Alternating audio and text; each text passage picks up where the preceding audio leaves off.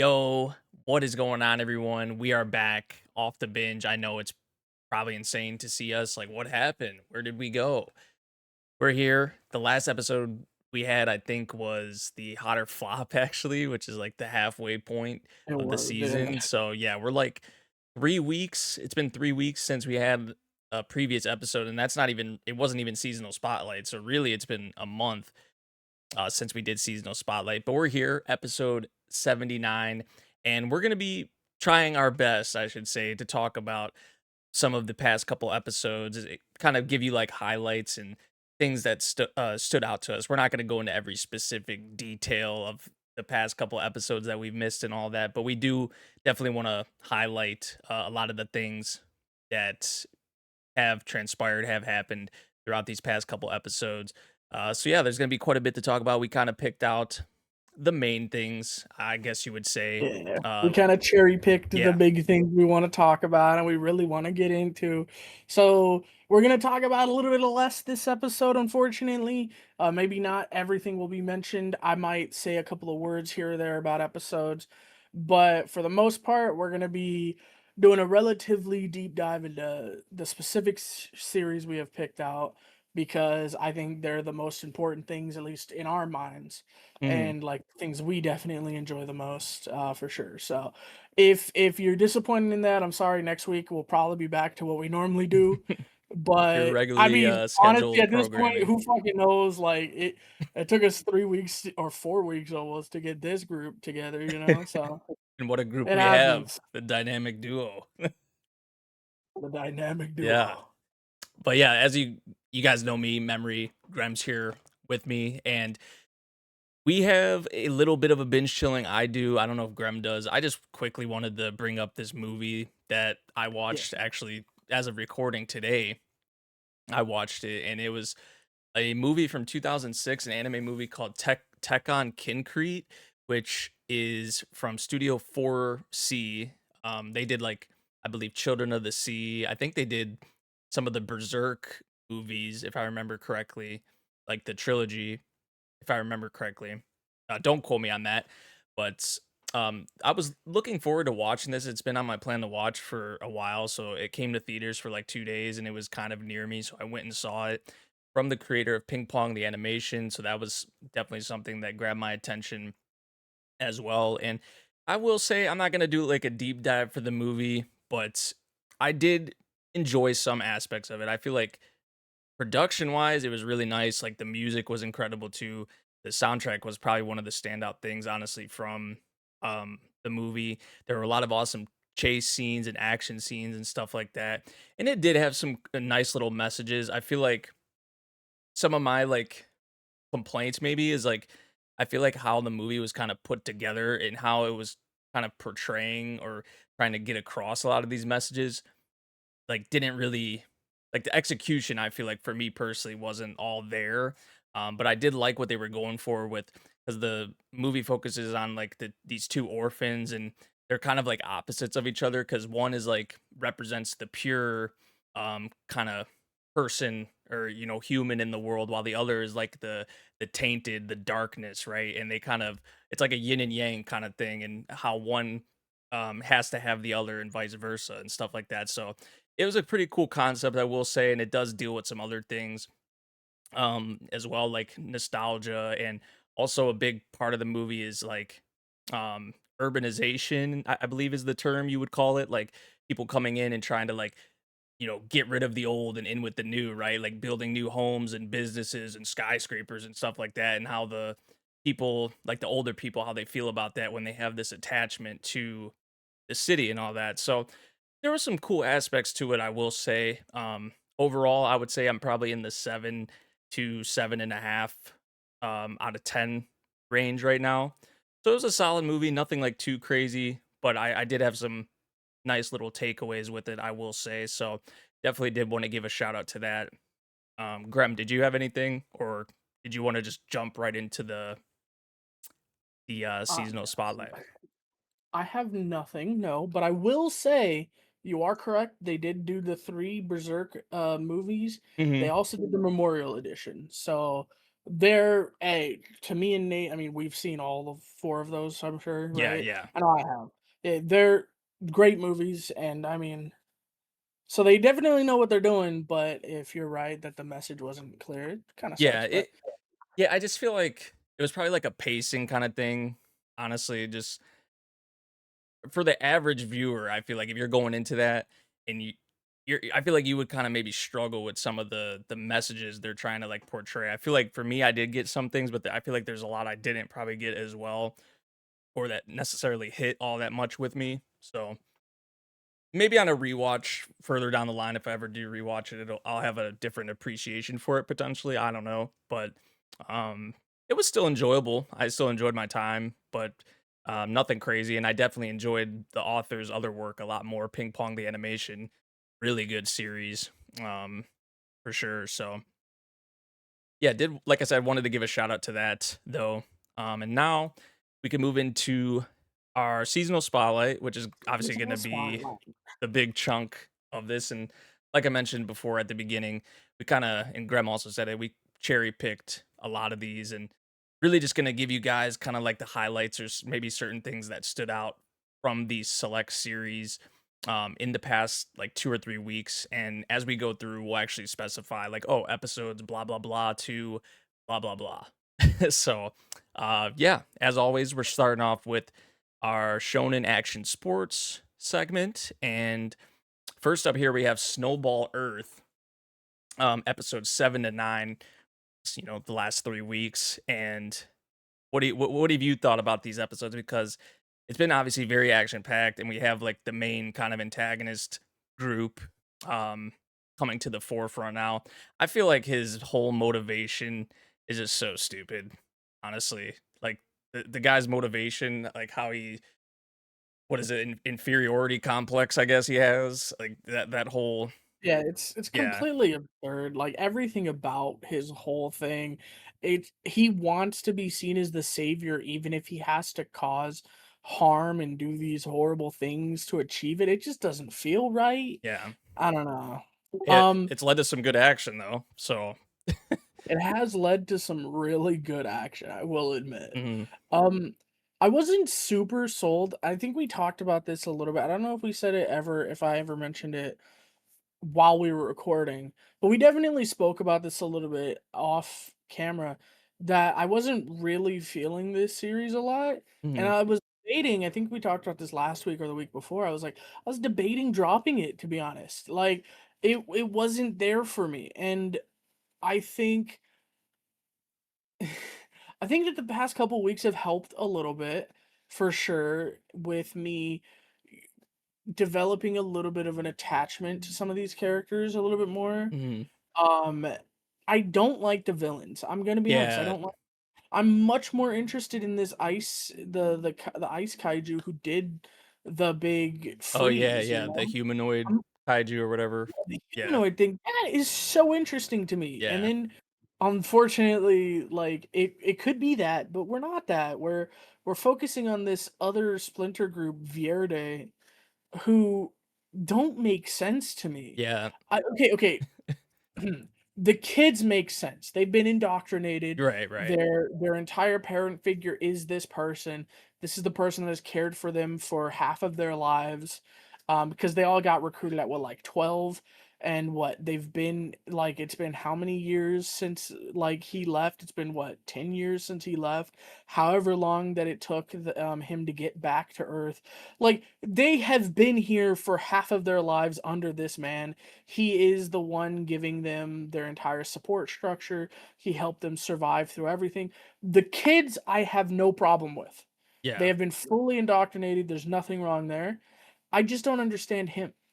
yeah, Like he wants to be the hero, right? yeah, Like wouldn't teaming up even if it sucks, wouldn't teaming up with the old hero serve your purpose just as well?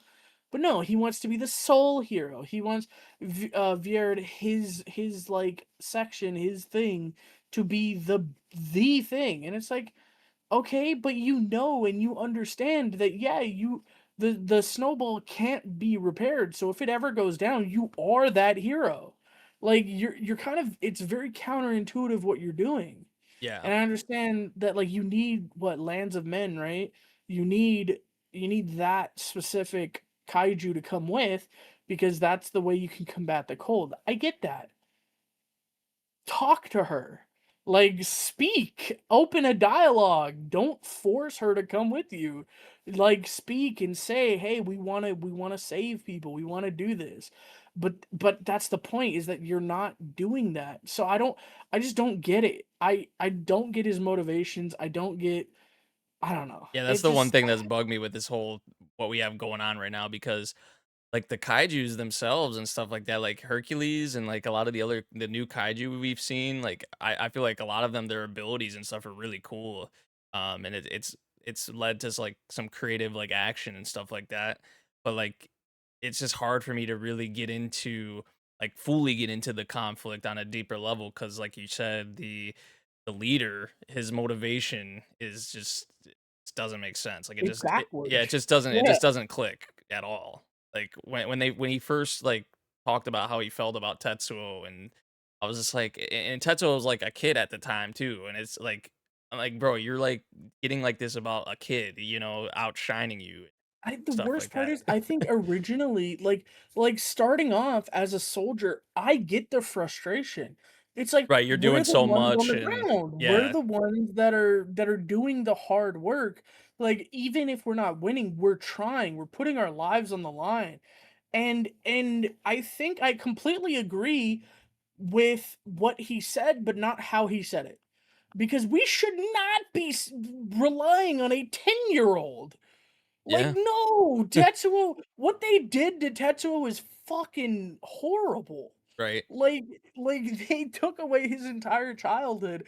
Like, his father is as bad as Gendo Ikari, right? Like like, it's not good. yeah. Like, genuinely. So, like, yeah, I understand, like, thematically, that he said we shouldn't, like, believe in Tetsuo. We should have backups. We should do something else. Yes, absolutely, fully agree with you. Why, though, are you so insistent on getting in this pissing contest with him that he doesn't wanna be in Yeah, either? he's not interested in at all. Like Like, yeah, it's like just yeah, it it's seems so ass backwards to me, you know? yeah. There's some very like hit or miss kind of aspects to this series in terms of like the writing. Like we've even talked about Tetsuo and stuff like with the whole friends thing and all that. But like I don't know, I have liked kind of the bonds and you know connections he has formed with like the Mishima Mall people and stuff like that. Like their group is like the strongest, you know, aspect like that camaraderie they have. Like, but as this antagonist group, like you said as well, like I agree. I don't really care for them all that much. Like, yeah, the kaiju they have are cool, and seeing their abilities and whatnot has been pretty dope. But outside of that, I can't fully get into the conflict because of like a lot of the things we've been talking about. But it mainly boils down to like the leader. So but yeah, So, yeah, it's I been do agree. it's been solid. It's been solid still. I feel like, but it is kind of being held back from reaching that next kind of tier. You know, I would say. I fully agree. Like you said, I the bonds with the Mishima Mall is what absolutely got me to not say, "I wanna drop this." Hmm. It was like, "No, I like what's going on, and I am interested in the other kaiju. I'm interested in maybe even seeing more kaiju tamers." Like, Hmm. it's a really cool concept that they're essentially blank canvases that once you link with them, you can help them access more, and you can, like, personalize them. It's a lot like Nen. But, like, or I guess not Nen, it's a lot like a stand, Hmm. which is cool. Yeah. Like, stands are cool. I Oh don't yeah. like JoJo's, but stands are cool, Yeah. right? So, yeah, like, I think I think my enjoyment has definitely gone up. I still don't understand the antagonist that we're dealing with right now. I wish I did. I wish, because the best antagonists are the ones that you're like, "I disagree with you, but god damn it, I get it." Yeah. You know? like One Piece, like Akainu, you're wrong, but also pirates are kind of bad too, so I get it. You know, like the Marines are not a monolith. If they were, it would be boring, but they're not. Isho is a really good Marine, and I'm sorry if you don't watch One Piece. Anyway, Isho's a really good Marine. You know, like there's good Marines out there. Kobe is a great Marine, but like there is definitely corruption, but that makes me accept and be completely fine with the Marines as an antagonist. Yeah. With these guys though, I just don't get it. Like even the worst antagonist we can think of, Griffith did do something wrong. Fuck off, anyone that wants to. We're not playing that game. But at the end of the day, he is trying to create a utopia. Hmm. He's not doing it in a good way. He's bringing all humanity into slavery, essentially. Like, what he's doing isn't good. But it did come from a place of he wanted a safe place for people. Yeah. Granted, he is the danger that made it unsafe, but like you can kind of sit there and go, well, I guess he's trying to do good. These guys though, I'm not convinced. Yeah. We'll see if if that changes. Tetsuo, because at first he did try to kind of talk or communicate with with him, but I guess now he's gonna try and give it another shot. So we'll see um how that goes. But yeah, moving on now, we got Wistoria season 2, episodes 6 to 8. And man, the whole like because these episodes are mostly like the aftermath of like the festival and stuff that we saw. And Will and the others, mostly Will, right? There was like an exception made for Will to get into the tower, and it's like, oh, you think that you'll finally made it, like all this, how he's been beat down and he's been left out and literally shit on for majority of the series, like for this moment, right, for him to get here. And it's like, psych, no, he still has a lot more to do. Has more to do apparently. So The worst part about this is that on some inherent level, so like this recent episode, spoilers if you haven't watched the most recent episode. I don't know if we went over the spoiler thing, but hey, we're gonna be talking about these shows, so spoilers. But in the most recent episode, we learn a little bit more about the motivations from the guy that objected, and he does want to literally dissect Will. So like a yeah, not a good guy. use him as a guinea pig. Yeah, right. And clearly not good, not a good guy. We don't agree with him. But also what he said when everyone was voting like, "Hey, we want Will," he's not wrong though. He's not using magic. Yeah, Like this is a test to see if he is like a mage worthy of being accepted into any of the clans. He's not a mage. He did not use magic. Not a single time did he use magic. And the one time he did, he repurposed someone else's magic. right. He is not a mage. We can make the exception. We can allow him to come up, but he is not a mage. Like it will make us look bad if we allow someone who isn't a mage to climb the tower because he helped us out that one time. So like he's not wrong. His motivations are completely impure and horrible. But like also he's like you gotta It fucking is one admit. like Snowball. We were saying it didn't really make sense, but like this dude, he does kind of make sense, right, with what he's saying with Will in the tower and all that with his magic. So yeah, I mean, it's just a thing with this series, though. I feel like because I'm all down for like a underdog kind of story and stuff like that, but I just feel like it's sometimes with this series it's a bit BS to me. Like because he'll do so much and do so much, and you think like the reward's coming, but it's like wait, he has to do more and more and more. Like how much more does this man like have to do? So How much more does he it, have to prove? yeah. How much more does he have to Like, bleed and you see sacrifice? most of the others around him, like, they at this point, like, they are in his corner, right? And they're vouching. right? But there's still, like I said, there's still more to do. So I think though now what we're getting with what was her name again? Which we kind of put it together because I don't think the Yeah, anime. Well, you've read it, right? But like I put I it have. together with like the VA for the I forget what her name was. Um, It's something with an M. I called don't remember. something. It was I think it was called something. Was her name? I think you're right. I'm gonna see if I can The find it. the red and blue hair who's a baddie, bro. Like Yeah, yeah. Um, with her Curdawen? Curridwen? I think that's how you pronounce it. I'm probably butchering the hell out of that. But yeah, with her now and gonna be teaching Will and Julius, especially more so Will, I feel like this is what's gonna because he only has a week, right, to take the test again, or whatever, which they made like an exception for that. Some people could say that's like an ass pull. It does make sense because of the situation with the festival and all that. So they had to have another thing like, oh, we're gonna have this in a week. They're like, usually we don't have this. Usually they're spaced out for a while, but because of the situation, right, you have another chance and it's like a week. Uh, so yeah, I mean, like I said, mostly like the aftermath of the festival and stuff like that. We did get some I got a kick out of the Elfie scene where she's like on the bed pouting and stuff like that. Like let me have him. yeah, which Fucking we've been let me getting a have. lot of that in the past episode or two to be fair, but when she was spazzing out in the bed, that was like pretty funny. I got a kick out of that.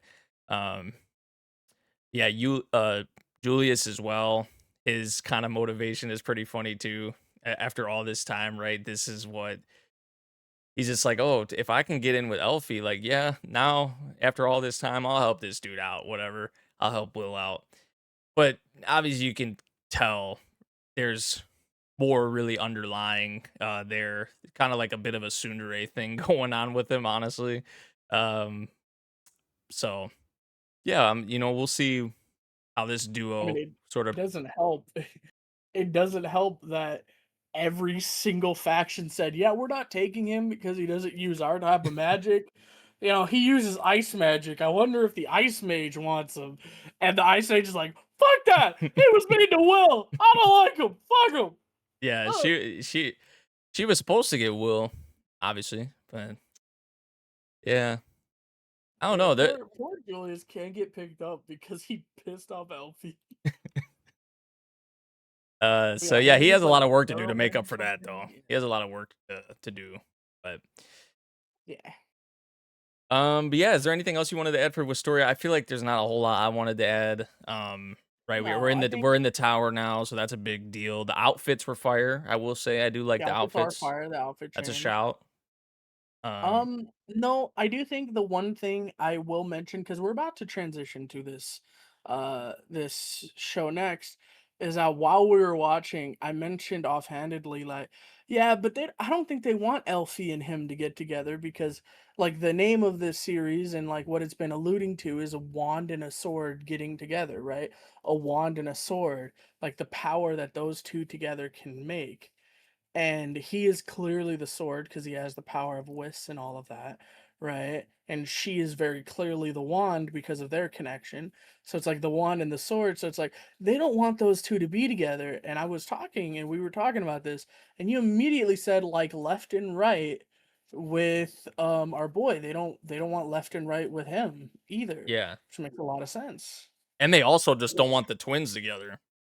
They also don't want the twins Yeah, together. But yeah, that's a good transition to Daemons. yeah, for sure. Speaking of.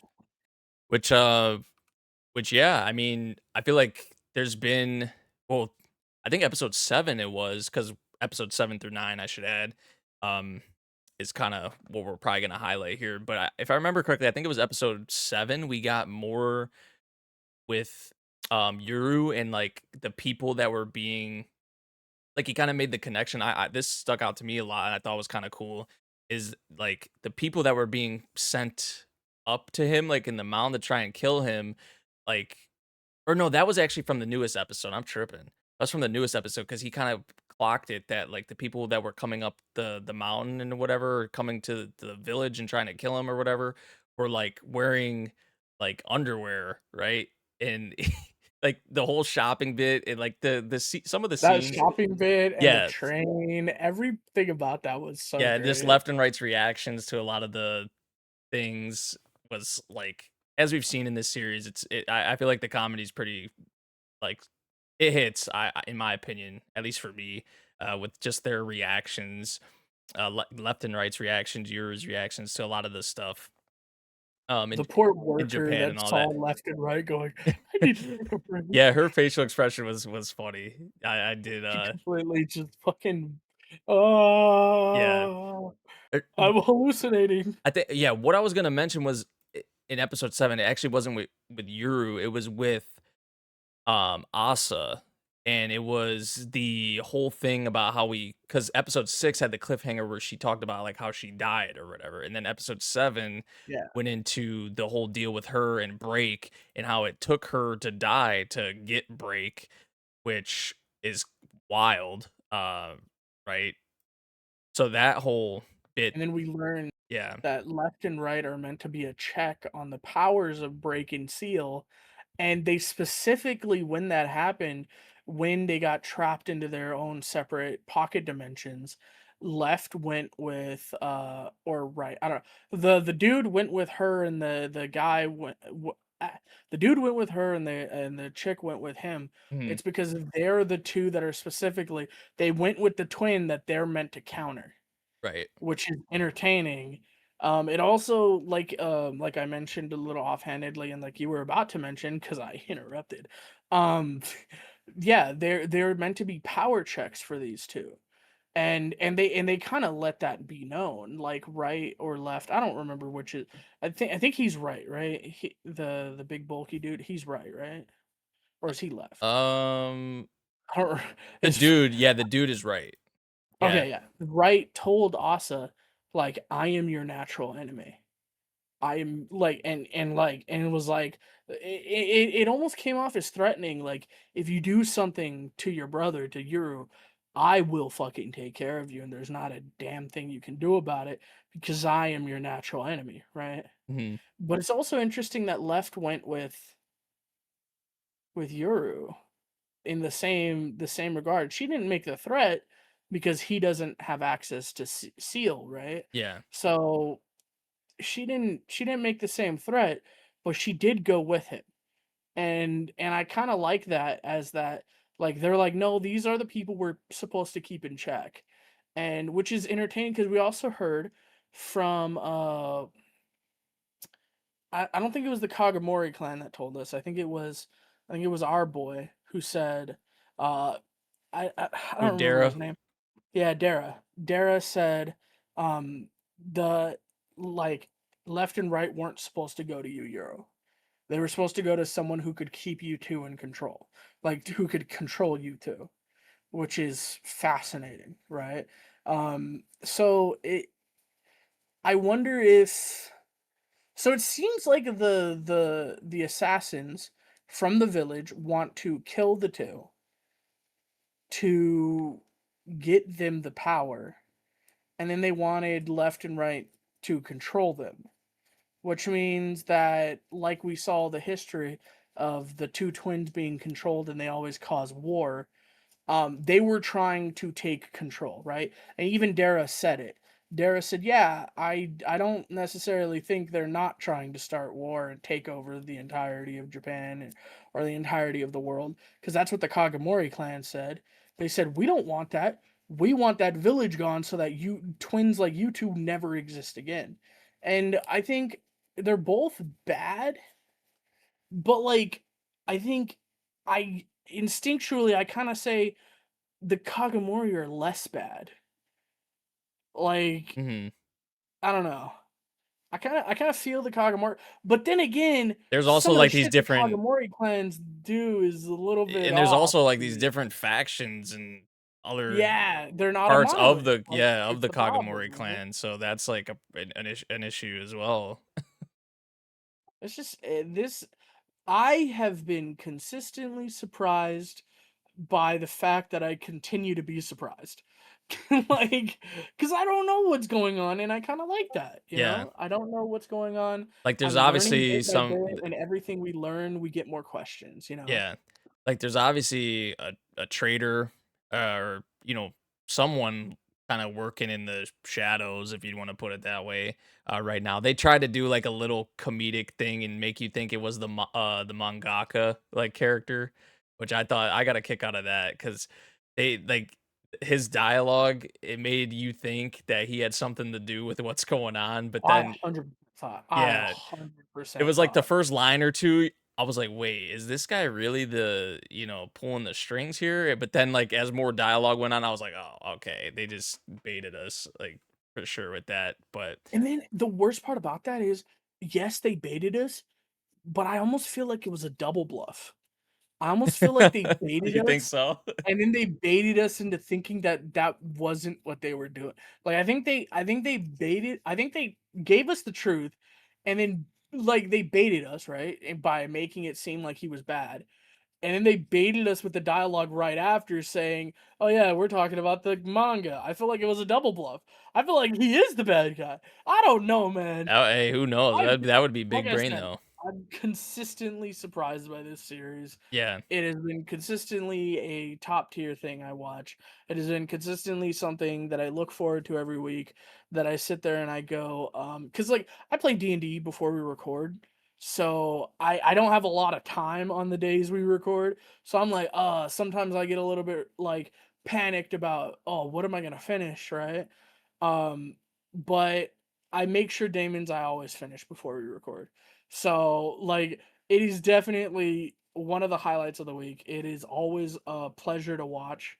And guys, if you didn't get from the top of the show, everything we're going to be talking about today in depth is a highlight of the week for us. So, um, yeah, it's a good series. I consistently enjoy it. This writer, I have my faith and trust in this writer because of Full Metal Alchemist. So, and she hasn't betrayed my expectation yet. And this show continues to be something that I watch, I enjoy, I am surprised by, and I can't get enough of. Yeah, it So, continues to like, it always keeps be like, I guess, kind of guessing or like wondering, what's going on. I feel like we are getting more and more attached to the characters, like on both sides. I mean, they have been spending time together recently, so that helps too. Even more, like Dara's not with them now and stuff like that. Um, seeing that oh, and even oh, oh, go ahead. the most recent episode, Dara's little lost cabin is so cool. Oh yeah, yeah. But what they're fighting though, them things are crazy Those and things are spooky insane. looking.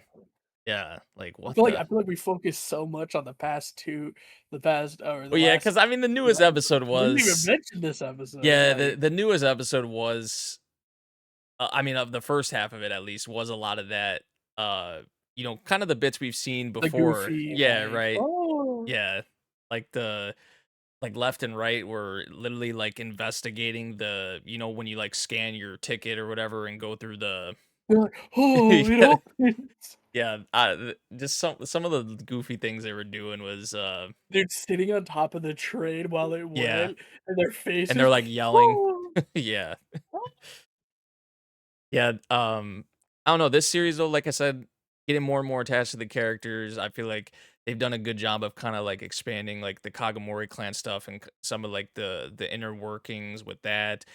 We've been getting more insight, like I mentioned, really in episode 7, we got a lot of insight, and more with, Yuru and Asa, because Yuru even, like, some of the dialogue with his father and stuff like that about, you know, killing people pretty much, like, if you're well, I forget how the dad actually, like, phrased it, but where If Yuru you gets a lot of his actually, killer like, instinct kill and them. yeah, like, where he gets that from is, a lot of it makes sense with how he was raised, how his father raised him.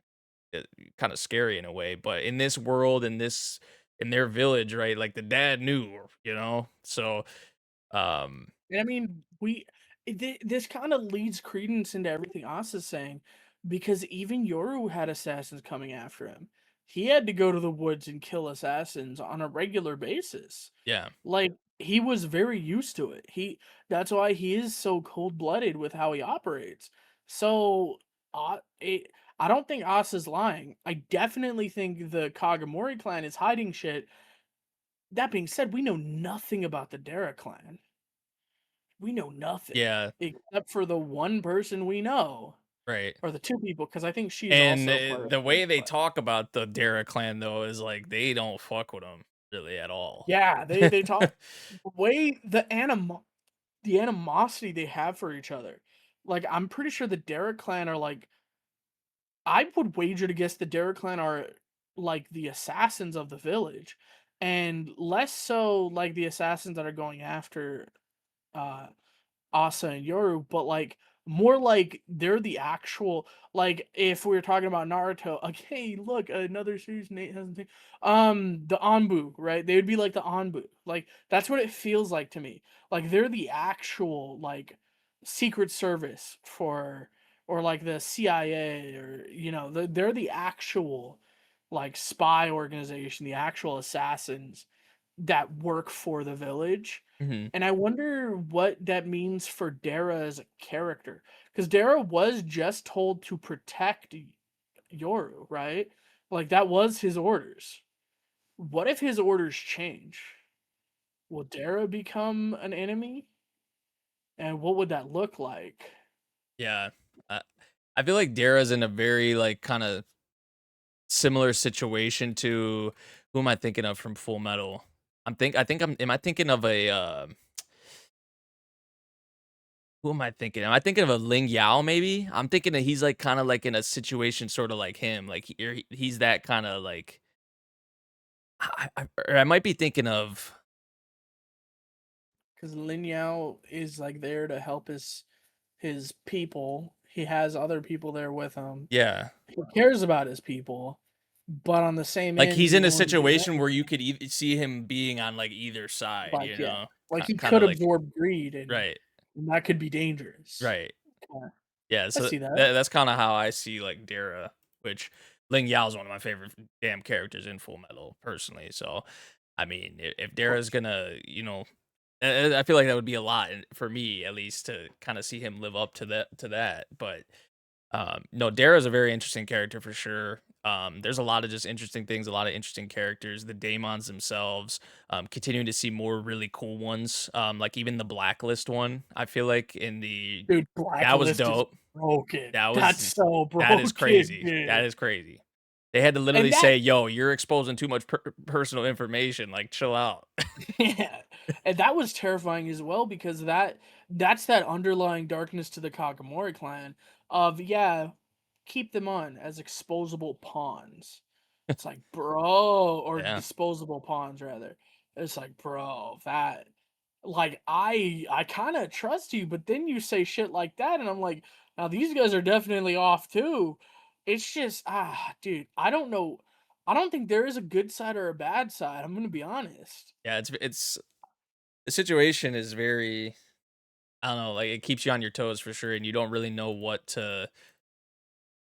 I feel like as we get further down the line, it's gonna be tough, especially because like I feel like I said earlier, we're getting more attached to these characters, like on both sides. So I feel like there's gonna be these moments later on where it's gonna be like we're gonna be very divided, I feel It's gonna like. hurt. Yeah. Yeah, it's Yeah, gonna hurt like us. some tough decisions are gonna have to be made, I feel like. Like, I You know. can totally see a future where Yoru needs to fight Takadera, and like Asa needs to fight Gabby. Who knows? I can also see a future where Asa, Yoru, Gabby, and Dara with the one chick, they all form a faction together against everybody, because neither side is good. I can see both of those things. Yeah. I don't A lot of know, like, possibilities. There's so like yeah, you got the whole shadow world thing. You got I mean, there's a lot, man. There's a lot to like, like like you said like about this we don't even series know if to this Yoru's point. gonna die at any point. Probably, You would think he we has would to if the think, conditions are the same but as it would Asa, kind of but be interesting if he never does die yeah. until he does eventually die, right? Mhm. Like until he dies of like natural causes. It'd be really cool if he just goes this whole time without ever awakening his half of the power. I don't think that's gonna happen. Like, let's be clear. Yeah. He's probably gonna die at some point. But it does also like it leaves the door open to him never getting seal. And we never explore what that means, Mhm. which would be interesting in its own right, you know? Right. But no, I do think that will be the impetus, him dying, that will be what pushes Asa and Yoru to make their own faction. Because at that point, all bets are off and they need to come together and really do something, right? Mhm. I think either that or them finding their parents or them finding out that the Kagomori clan are the ones that took out their parents. Or, like we don't know. Like that could be a thing. Like, so it's definitely one of those things that we don't know and like I said at the beginning, this series has consistently surprised me and I don't know what's happening next. And that's a good thing, you Yeah, know? definitely. Sure. Because it's not like a convoluted, confusing where it's like, oh, none of this shit makes sense. It all makes sense, and that's why it's fascinating. So I'm really interested. I want more. I need a season 2 announced at the end of season 1. Is this 12 or 24 episodes? 24. That's That's dope. good. 24 is the bare minimum I would want of this show right now. So I'm glad we're gonna keep with this because this is so good. I think I'm gonna be that guy, and I have to bring it here because I always bring it here. Better than Gachiakuta, all right? It's too early I, for me to say that, but for me, I just never, I guess, was. This is completely off topic, and I'll stop. I kind of made this joke just because you and Neko were so gung ho about Gachiakuta, but to me, it kind of tracks for me. This is definitely much more entertaining, much more interesting to me, at the very least. But hey, I feel better about you for saying that opinions, than Togenanki, so I'll take it. the whole Togen Anki thing, I just wanted to play devil's advocate because you guys didn't give it the time of day, and to me, genuinely, they were like equal until about 16 episodes in. I disagree, but Hey, we've all made that clear. So, yeah, well, trust me, we've all. If anyone has watched all of these episodes, they completely fucking yeah. understand. But all right. Yeah, uh, Damon's has been hitting as usual lately. And now next up, we're gonna move on to Ace of the Diamond Act 2 Season 2, episode 7 through 9, which really, I mean, obviously we still have Ichidai and Sato going on, and we got a pitcher's duel. That's really been the, just you can know, we just before we even talk about the content of these episodes, there's only 3 episodes left, yeah. and we're supposed to end there's no fucking way we're doing that whole next game. There's no No, way. no, no. So, So, that was a thing we were kind of another worried season, about. hopefully. They literally sped up the beginning episodes of this season for Ichidai and Sato. Which, if you were gonna for anything, I guess it makes sense. It's still a shame. I know we talked about it with Yakushi and Ichidai and stuff like that, but um that some other things had to be kind of sacrificed for them to spend more on this, and I guess it makes sense. Like, it still sucks, but um yeah, right now we're in, like I said, like a pitcher's duel that just really describes kind of what we've had going on. And Sawamura honestly has been the better pitcher. Like, Amahisa's still pitching a good game, but Sawamura, because as it stands right now, they're down in the game 1-0. And really they shouldn't, because there was an error that, ended up, 2 errors, yeah, like, it was the error at the one with first, Zono. Yeah. Zono, and Yeah. then the error in the outfield, like they said, if it was Aso back there, Yeah. it would not have went through, but because it was Yuki, it did. Yeah. So, yeah, 2 errors, which Which is is one of the trade-offs, unfortunate. right? You got Yuki in the lineup for more power, but defensively, he's not as, He's definitely the yeah, weak link out right. there. So, yeah, really it should be like a tie game right now. It should be Yeah. 0-0. But It really should be. Sawamura can still, I feel like he still has shown that confidence and he's got out of some jams. I mean, Amahisa's got out of some freaking jams too, I will say. And they've both been in high pressure situations in this game and they've both been making it out, right? And I feel I like, know it feels like the way the anime does this. For anyone that's watching this for the first time, I know it feels like Sawamura's situations are definitely more tense. But if you look at the box score, which I was discussing with Nate earlier, you look at the box score, Sawamura is definitely the better pitcher in this game. oh yeah, yeah. Like Amahisa's like he's walked batters, he's he's gave up walked more 2 batters, hits. he's given up, like, 6 hits. Yeah. They just haven't been able to convert it. This is the Whereas thing though. Sawamura gave up 1 hit and an error. Yeah. Like like, I The don't the know, thing guys. and the hit that the dude got was kinda like he just literally muscled it into freaking Yeah, he it muscled was it. crazy, right? Like, he Yeah, really it was shouldn't have had an a hit off of insane that, hit. like, he made He yeah, he got jammed completely, and he just muscled it into the outfield, right, which is absurd, yeah, and yeah, you know and there what? It's the one weakness in Sawamura's game. you can only like, the whole thing with Amahisa because he's been letting base runners on and, getting out of jams and stuff like, that will eventually catch up to you, right? Like, you can only rely on that for so long, so we'll see how the end we're in the 8th inning now, I believe.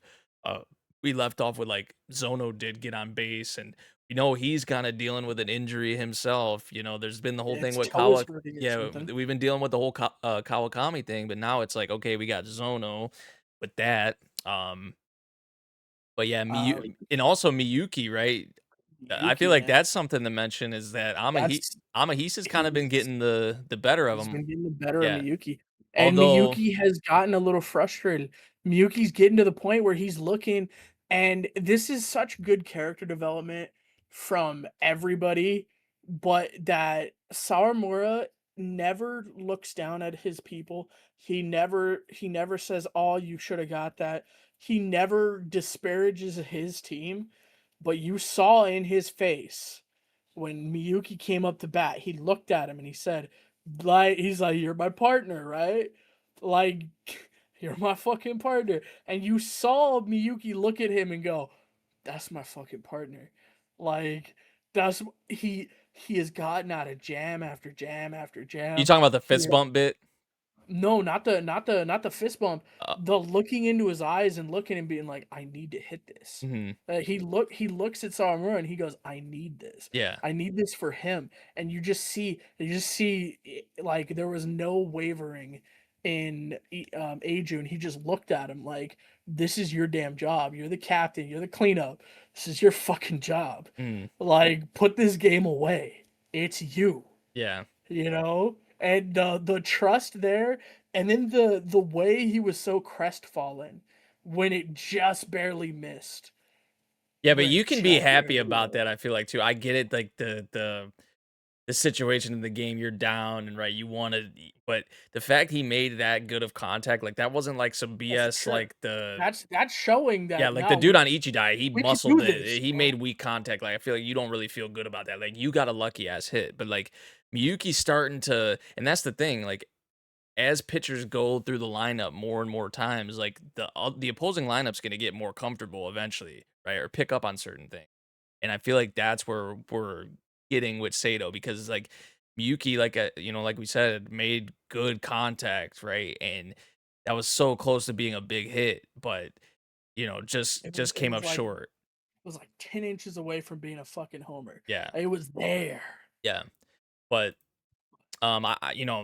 Agent's been pitching a great game. Amahisa as well, not as good as Salmura's game, but it's 1-0 and it's been a good game, low scoring game, but that's how these I feel like that's how a lot of these games like later in these tournaments end up like being, right? Like they're low scoring. You got to grind them out. Every base runner, every decision matters and things like that. So, that's what we're seeing in this game. It's been enjoyable, I will say. I do like a lot of these moments we've been getting with um Sawamura and even Wolf Boy in the most recent episode. I feel like Yeah. that was a great scene. Also Miyuki with um Yuki's brother, like that little bit about like how he was telling him that like the cleanup title and captain, those things don't even matter when you step in that batter's When you're box, in the batter, right? you are the batter, and Yeah, that is the pitcher. yeah, Fucking kill that ball. It doesn't matter. None of that shit matters. All yep. that matters is that you get a hit, and it's like, Mm. yeah, fair enough. Yeah, and also One the another thing that I liked a lot was the dialogue with it was I believe it was Amahisa and what is the his senpai who isn't he was a third year. oh shit, what was his name? It was Monica Yeah, boy, Monica, Monica. Monica. Yep, yep. Yeah. Yeah, just I love that that I have to say the boy every Monica time. boy. Monica boy. That scene also was like a standout scene for me too because the fact that Amahisa could to kind of have that self reflection and be like in these moments, in these high pressure moments, like I fall short, and that's like a thing that like every pitcher has went through in certain situations, right? So Monica being like his senpai and someone he looked up to, right, to go to him and kind of be able to admit that, I feel like was a very big scene. That's just for a pitcher. That's definitely something that's good to have and not be like oblivious, or try to make excuses, right? So I did like those couple things that I mentioned with various different characters. I've really been liking that content too, I will Could say. be I would say it could be bad though, because Furia was doing the same thing, right? He was worrying so much to the point that he started trying to force it. Hmm. He started playing the game alone. Right. He started saying it doesn't matter. And I was a little bit afraid. Okay, all transparency, you and I have read this. Yeah, It yeah. has been a long time since we have read this. We've mentioned this.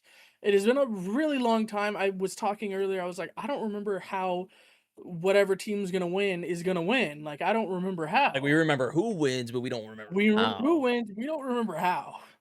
Yeah.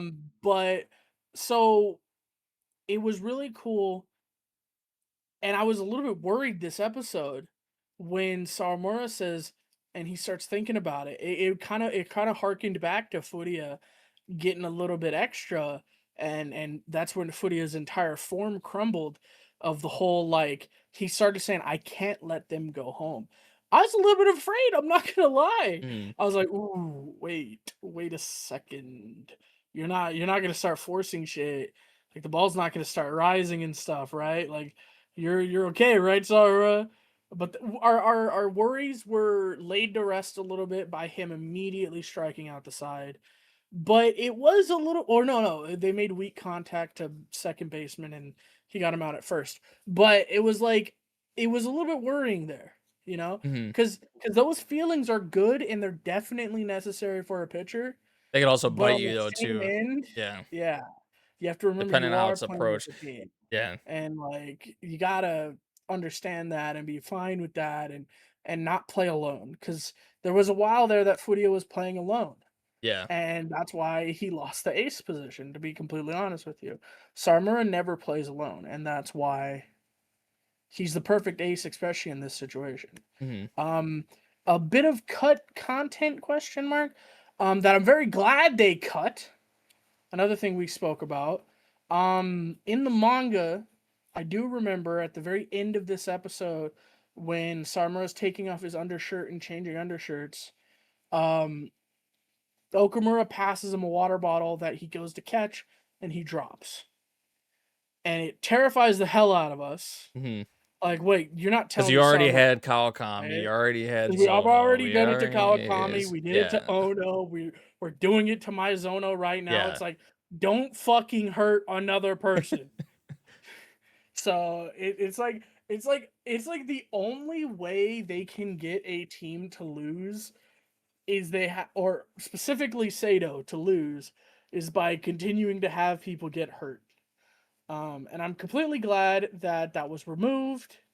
Hopefully it doesn't come up next episode and I end up eating my fucking words. But I'm glad it wasn't there. I'm happy it's not there. I do look forward to seeing whatever team pulls it out, how they pull it out. Um, because this game could go either way. Oh, yeah. Um, I think the name of this episode was something like high velocity or something. Like, and that kind of alludes to once the tides change. This was in season 2. They mentioned that once the tides turn, it's very hard to turn them back. It starts to get rolling and points start getting scored, and it starts becoming kind of a slugger's game instead of a pitcher's duel. And pitcher's duels are boring, but they're definitely the better place you want to be in a baseball game. As someone on the field anyway. Yeah. Someone in the audience, maybe you prefer the slugger duel, the tens of points being scored by both teams. Like, it's definitely the preferable thing to watch, but for the teams on the field, a pitcher's duel is definitely preferable. I wonder what's gonna break, who's gonna break. Also, another thing we have to consider is there is no one behind Sawamura and Furia now. Yeah, that's Like, that's their kind of reliable been senpai is gone. they've been putting a big focus on that is like the biggest worry kind of that Sawamura or like even Miyuki thinks like the biggest worry that Sawamura has in his head right now is that he doesn't have Nori behind him. So, He has to do this, yeah. and But the fact he's he made it either into the has 7th or 8th inning it and is the he eighth. and Furia hasn't pitched. So, I mean, Furia's warming up, but yeah, he has not pitched a single right. pitch. Is pretty good. Yeah. But I feel like So Sawamura can feel someone's got to confident break. in his play in this game for sure. You're Yeah, right. So, we'll see how it ends. he's definitely showing why he's the ace here. Yeah. He's definitely putting his best foot forward. Um, we mentioned it before. He's definitely the better of these two pitchers. Currently, if we're looking at the score, it doesn't feel that way, but he, from a pure stat perspective, he is definitely dominating this Ichidai cast, Mhm. but they're still in the lead. So something's got to give. I can't wait to see what happens. And I mean that because I do not remember what, like, I really don't remember what happens. Me and you were talking about it earlier today. Like, how does the thing happen? Mhm. Like, what goes on here? I'm so confused. What could possibly happen? Well, I And was saying Amahisa has had Miyuki's number in this game so far. You gotta think, right? Miyuki gets the maybe better of Miyuki him strike back. once. Who knows? You gotta think Uh, at least one, right? Like no way. yeah, But for sure. yeah, I don't remember So specifically how it all like I mentioned, I know who wins, we know who wins, but we don't know how or remember how. So it'll be a bit refreshing to see again for sure. But yeah, it's nice. yeah, next up we can move on to our next category, our next section here, and we got drama Probably the thriller. most dense category we're gonna have. Yeah, the Oh drama my god. drama thriller psychological, and we got Akane-Banashi episodes 7 through 9, which funny enough, you could easily kind of split these episodes up because one episode had Akane's first performance with Jugamu, and then episode 8, I believe, was Karashi's performance, and then the most recent episode was Hikaru's perform. I mean, we did see, I think, Akane start her next Yeah, the very performance as beginning of well. economies. Yeah, Yeah. so I think it's actually nice that it's kind of split up in that way because we can talk about each of their 3 performances. And yeah, I mean, for me, I would say Akane obviously is in a. I feel like Akane and um Hikaru are in very interesting positions. Hikaru, especially because she's doing the performance that we saw Akane's father get, expelled after performing, right? From Isho. So like her doing that her choosing to do this Rakugo in this um in this performance in this tournament is like kind of crazy, right? Um so there's that aspect of it, and then there's Akane with Jugamu, which is, as they put it, is like everybody knows it. And to do it in every round also is super challenging, right? To only be able to use that one in every single round. Like the conditions that Akane's kind of that she has and that she's kind of taken on herself is is like I said, it's I guess challenging is just the word to is the way to put it. And Arashi is kind of trying to change the game, you know, that's like the thing we've talked about with Akane-Banashi is like you got these old heads who have like this traditional kind of way of doing Rakugo and stuff like that, and you have someone like Karashi who's trying to come in here and kind of change the mold, right? The, you know, like down with those traditions or like, you know, spice it up a bit. I mean, even Hikaru in a way too, because she's like a voice actress and stuff like that coming in here and, you know, performing Rakugo and doing more like a theatrical Rakugo as they put it. So yeah, very different circumstances around each of their performances, I would say. And I did enjoy, you know, their performances. Honestly, probably Hikaru's performance stuck out the most to me out of the ones we've seen so far. Granted, we haven't seen Akane's whole, you know, second round or the next round performance with Jugamu and stuff like that. But no, Hikaru's performance really stuck out to me. I feel like her VA really nailed it and was getting the crowd, you know, emotional and things like that. And yeah, what did you think about these 3 episodes? What did you think about their performances or anything else really that maybe stuck out to you or that you'd want to mention? I think the best way to put this, and I may be borrowing from the manga a little bit here, but these three performances were very much like Akane brute forced it with skill. She's definitely the most skilled person in her first performance, absolutely the most skilled, but she's being hamstrung by the story she's telling. She did it masterfully, but she is being hamstrung, Hmm. right? Whereas Karashi is changing the game entirely. Like you said, he's getting rid of the antiquated views. He's He's kind transforming of the spitting though, Rakugo. right? He is. No, Yeah. it makes a lot of Like, why sense. would you And use this when you could just it use makes this? Yeah, a you know, it's lot of sense, by the way, that we use this specific story because we've heard this story. If you guys don't remember, this story was told to us, I believe, by the senpai you like, right? This was his story, right? The one about the farting one, yeah. that's what his story was, and that's one of the first Rakugo performances we watched, and fully got the full in depth definition of what's going on and the explanation, or was that the performance that Akane played for the teacher? Yeah, I I don't think it was remember. the one for that Akane played for the teacher, or that the teacher went to, because she ends up saying, "Wait, I remember this performance, right?" Mhm. So it doesn't matter. We've seen this performance already in this anime. We've already seen it, so we know the story too. And so we're able to see what Karashi's doing.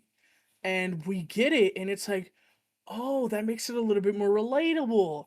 That makes it a little bit funnier because it's more with the times. Yeah. So Karashi is absolutely changing the game. You know what? Fuck that. These stories, they're good, but we can make them better. He's like, honestly, guys, I mean, this shit's old. Let's modernize it a bit, you know? And he's doing fantastically at it.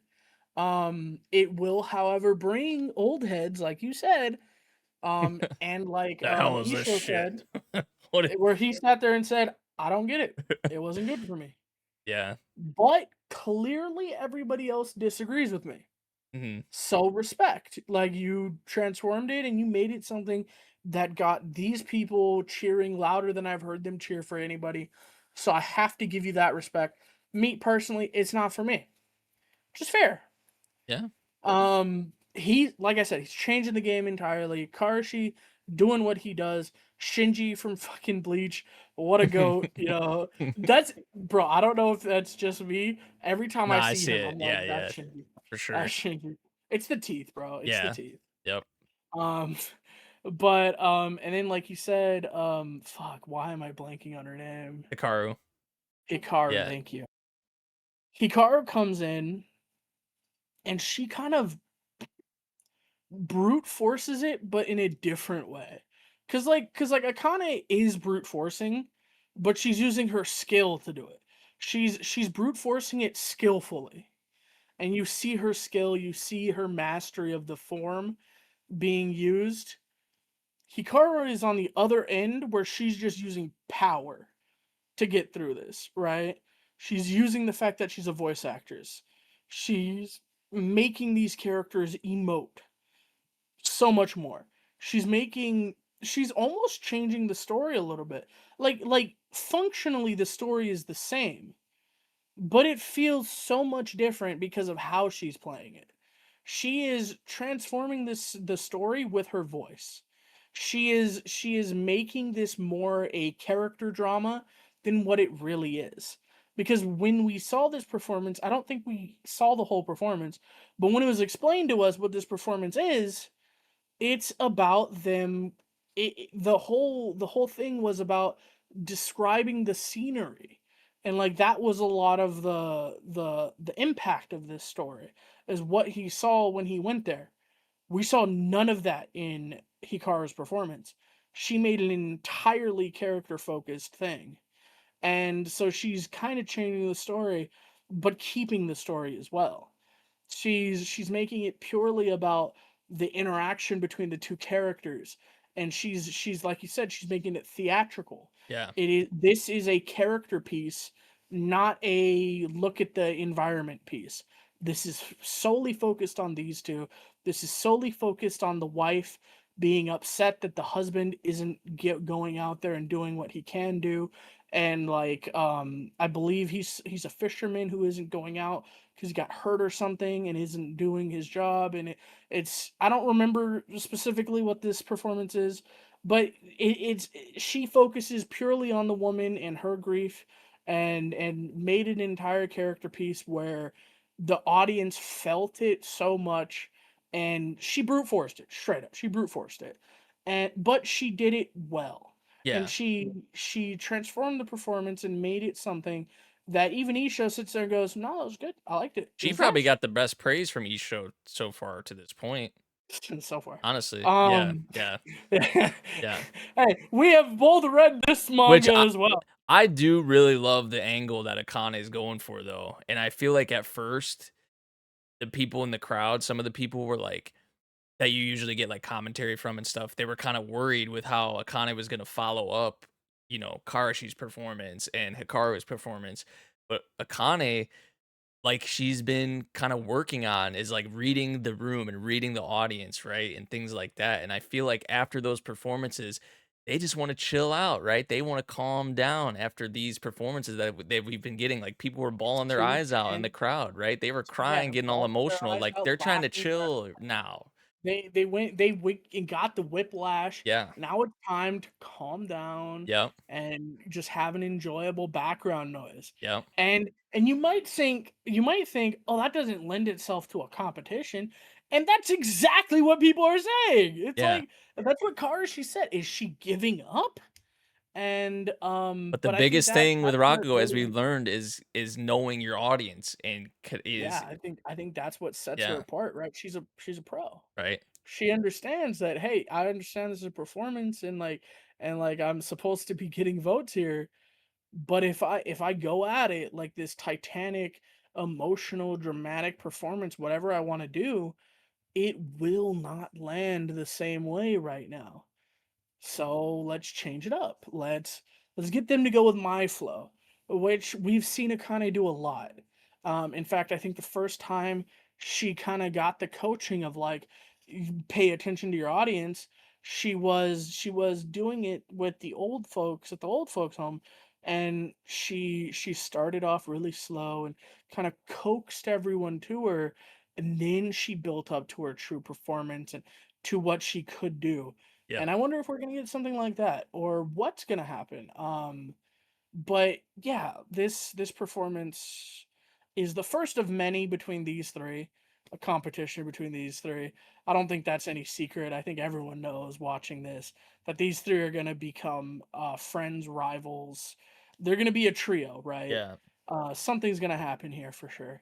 I will say, and I gotta get happy and say a thing, haha. But in the most recent chapter, Hikaru comments the funniest thing, and she says because Akane just did a performance in the manga, and Hikaru says, "Holy shit, that's what she can do if she's not holding back." because she has to hold back here, and she has a condition this time, and she's gonna have a condition most of the time she competes against these two, like one thing holding her back, right?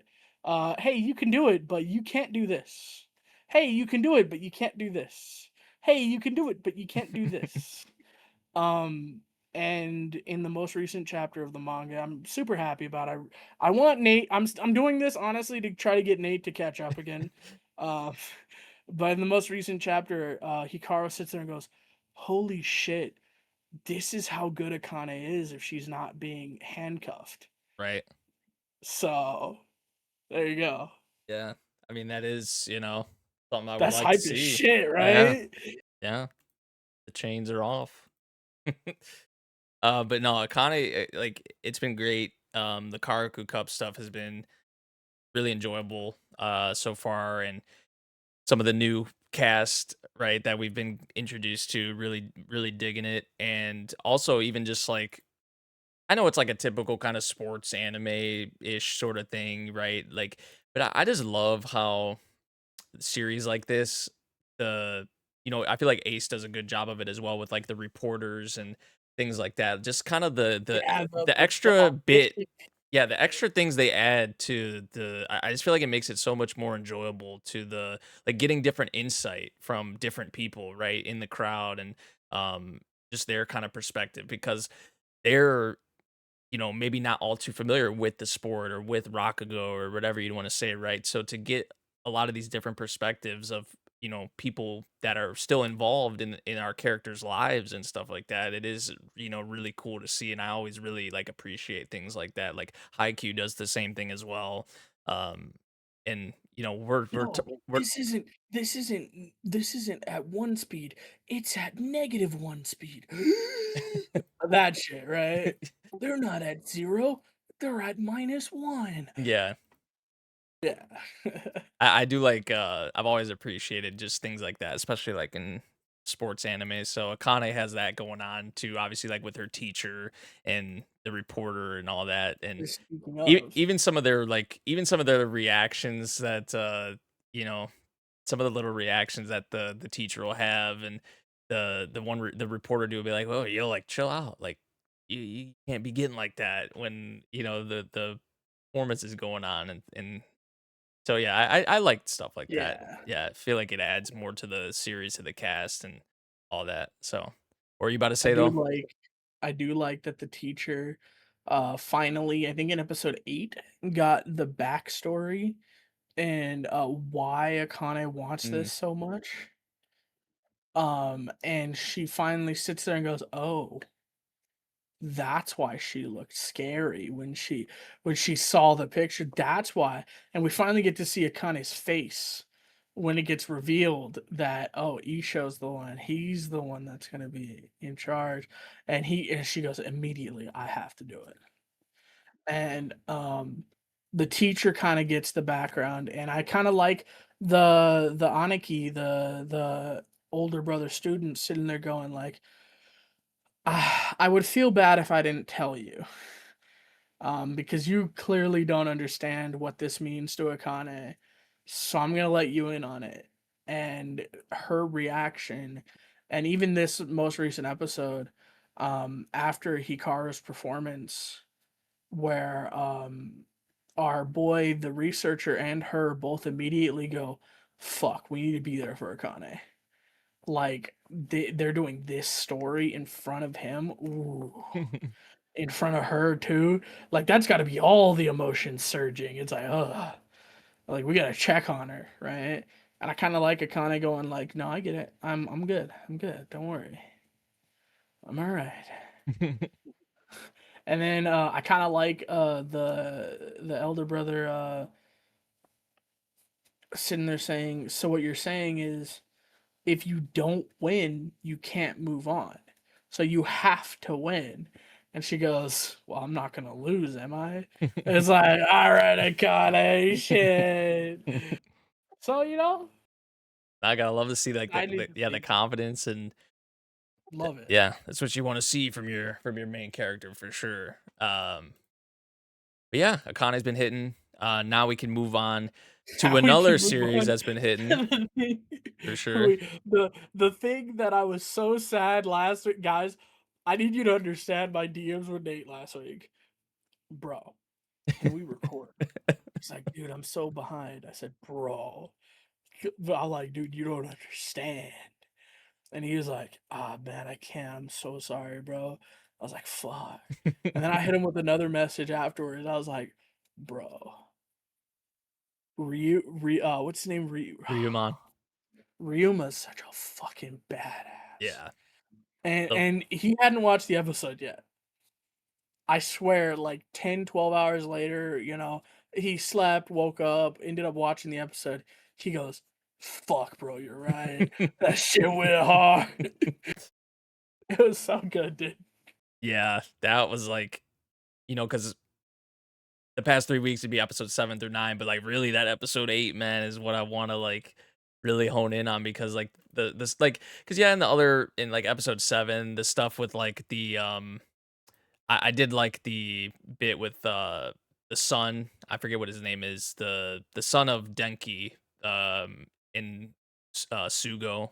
Like Yeah, the dipshit the getting his comeuppance. unlikely, you know, kind of duo. I don't know if you really want to call them a duo, but just the fact that they like, kind of teamed up and were there for each other. Really, Sugo was I mean, they were kind of there for each other, I would say. Uh I mean, yeah, he dipshit did save his life, yeah. so. Yeah.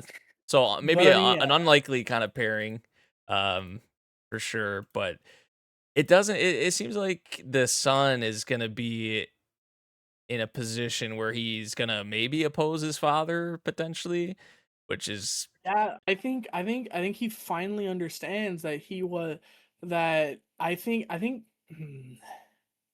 So if I read this right, it feels like his father doesn't care if he lives or dies mhm, because either way it suits his needs. Because he sent his son with this force that he knows is going to get ambushed, right? He did tell his son, I don't think you need anything to worry about. I'm pretty sure that they're going to keep you there, they're going to stall you, and then they're going to come attack us in the rear, and that'll be my way to make sure I can depose Ryuma, take over his position, become the rear general, and like assert my power even more dominantly. And that's what it feels like he was told, right? And that, I mean, to a degree, that's what he said as well. He said this isn't what he told me would happen. And we do know that Wajima was perfectly content doing that, but dissension in her ranks made the assassination attempt happen. So it I think he sent his son there thinking that everything would be okay. But I have this strange feeling that he wouldn't mind if his son had died. probably not. Because if his son would die, he would have the reason to go after Ryoma and take his position because his son died. Even if Ryoma wins this fight in blocks, because what it seemed like is I want the regular army to go there. I want Ryuma out of the way. I want you to be a hostage. So Ryuma has to keep you safe and stick with you. So that when Seiji comes and attacks us, I can mobilize our forces to intercept, catch, and be the hero of the day. And then you guys can come back. That's what it feels like he wanted, right?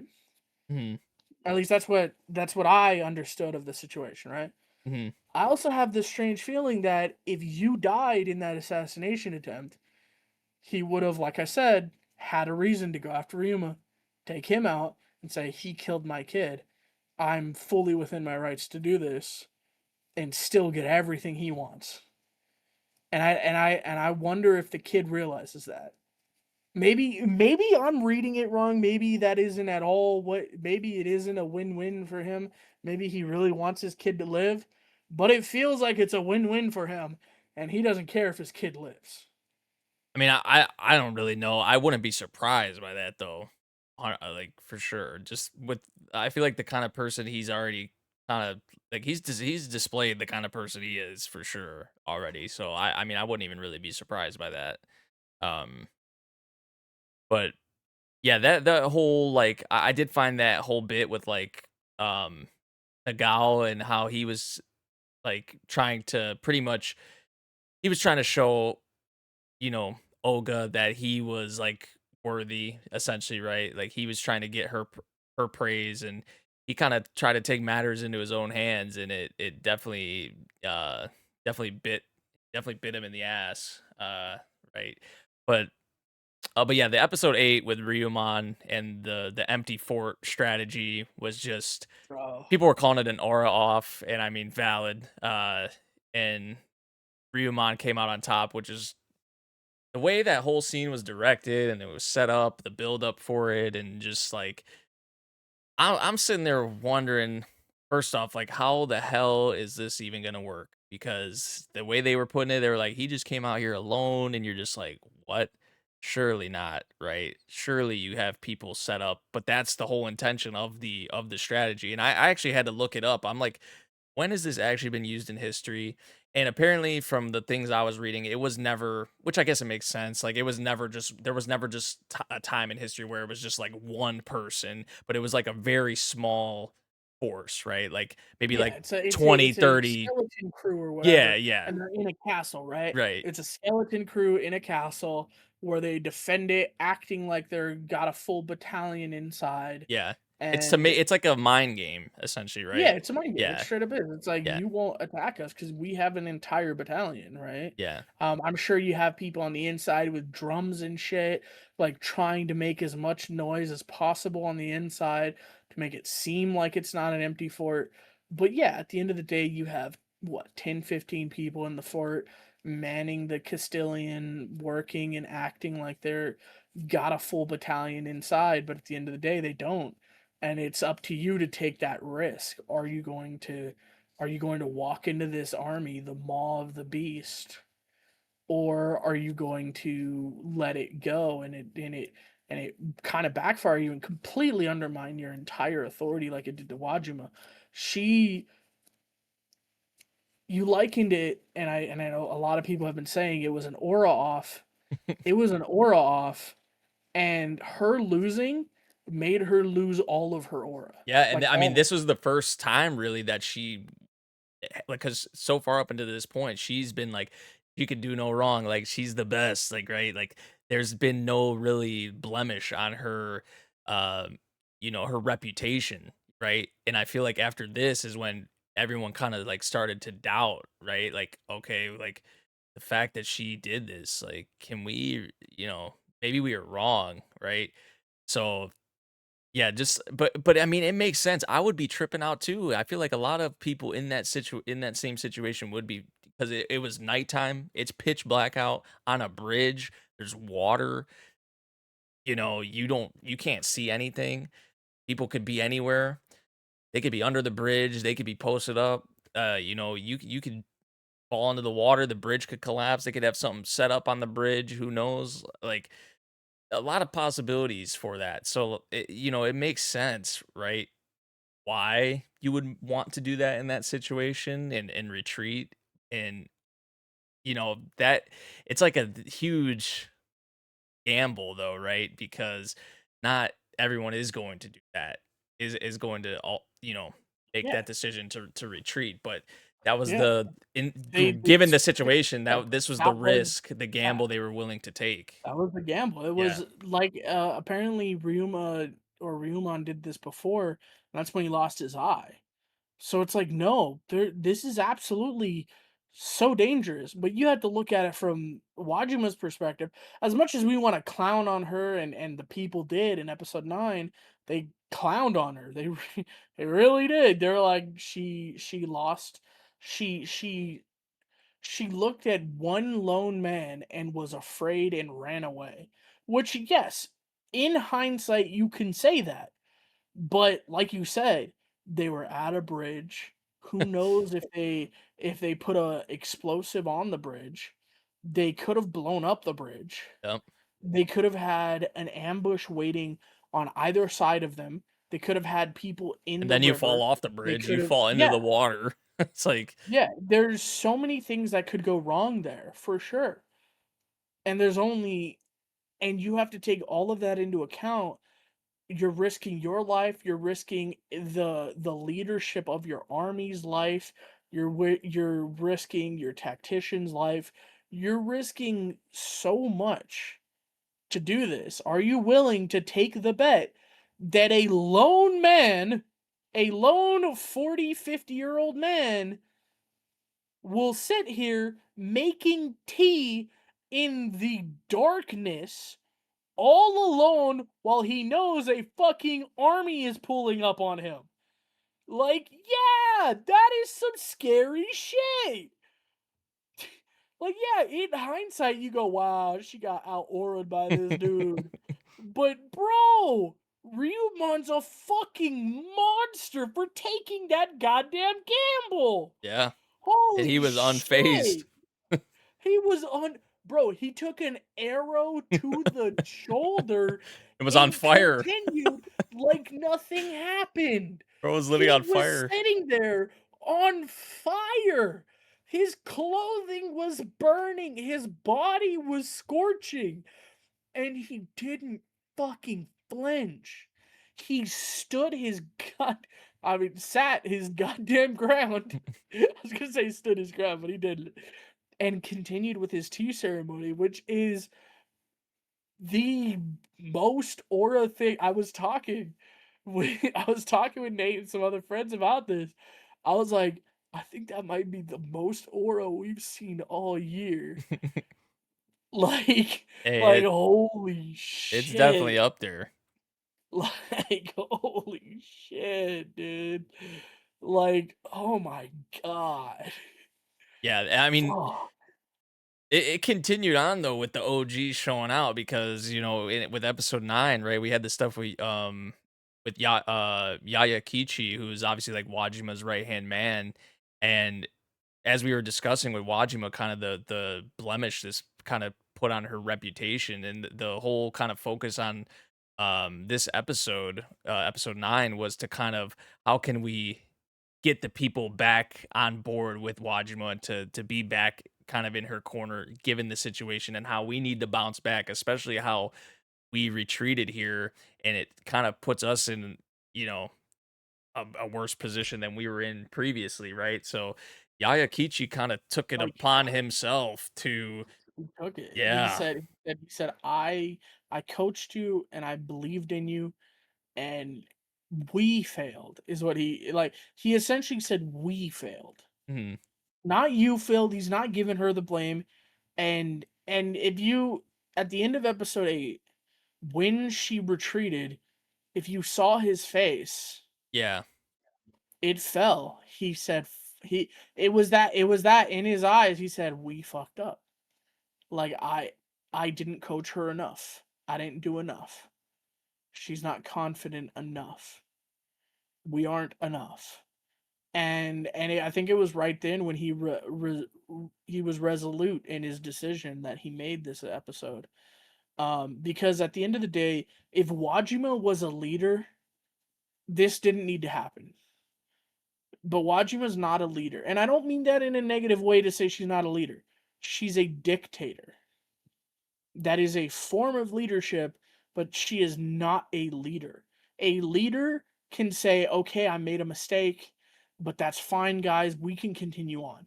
A dictator rules by fear. She is a dictator, not a leader. I think that's the big thing everyone needs to remember. She is a dictator. She took control by force. She has control of the armies by force. She is a hostile presence. You can say, but she does good for the people. She does. But the people aren't the people she needs to convince. The army is. And how did she take control of the army? She killed everybody in leadership that disagreed with her. So she is a dictator.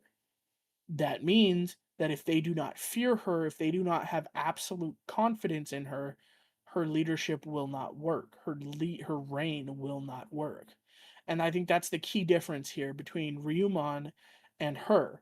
Ryumon makes this mistake And let's say the roles were reversed, Ryuman leaves. He could go back to his people and say, "Sorry guys, I made a mistake, but we'll fix it." She can't do that though, Yeah. because she's ruling by fear. She's a dictator. And I think it's very I think they did a very good job at highlighting specifically that she is a dictator and consistently calling her a dictator. Because I think they mentioned it in one of the episodes previously. They're like, she's a pretty good leader, right? And Ryuman, or the advisor to Ryuman, said no, she's a dictator, not a leader. And I think this is the biggest key difference there, is that she's a dictator. She rules by fear, she rules by absolute authority. If they do not fear her, if they do not fully believe in her, it will not work. So this is why episode 9 had to happen. And I believe in the dialogue, maybe I'm mistaken, but it mentions that this is when she became a true leader. So I think maybe she won't have to employ the same things going forward, but right now this is absolutely necessary in keeping her as the head of this monolith, right? She needs to be in charge. She needs to be the one standing power. She needs to rule the way she took over. She needs this to happen. As sad as it made her, as sad as it made him to make the decision, as sad as it made his children to live with that decision, he made that decision. He was resolute in it, and he said, "No, I will fix your mistake." Like he said, "I will fix." I think I don't recall, but I want to say he said, "I will fix our mistake." Because if he said your mistake, whatever, it kind of diminishes a little bit what I said. But I will fix the mistake. Mhm. Like the mistake was made, I will fix it. And he resolves to put himself in the line of fire. Something we learned this episode is that he did kill her siblings. Yeah, That there is was something some he did truth. do. There was some truth Like, in there's his definitely some story. truth, right? Which was interesting because when I first read that, I was like, "Oh, she said he said he killed her brothers." And I was like, "I wonder how her brothers really died." And then by the end of the episode, when they're doing like the or obituary, and I don't think it's an obituary, but they're going through his life achievements, they say that no, he did kill her brothers. He did. Yeah. They weren't worthy to rule. They were not worthy to help. They were bad. They were bad. They weren't worthy. They were completely unable to do any of this. So he killed them. He did.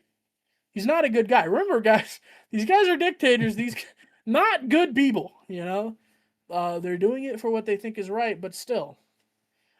So it is interesting to learn that he did kill her brothers, Yeah. which I thought was fascinating. I feel like just this episode here just perfectly encapsulated just how much he was in, Wajima's corner, right? And how much he really did like care for her. I mean, we've seen it like even in this episode, really like over time, like just how he's been there for her to give advice, to cheer her up.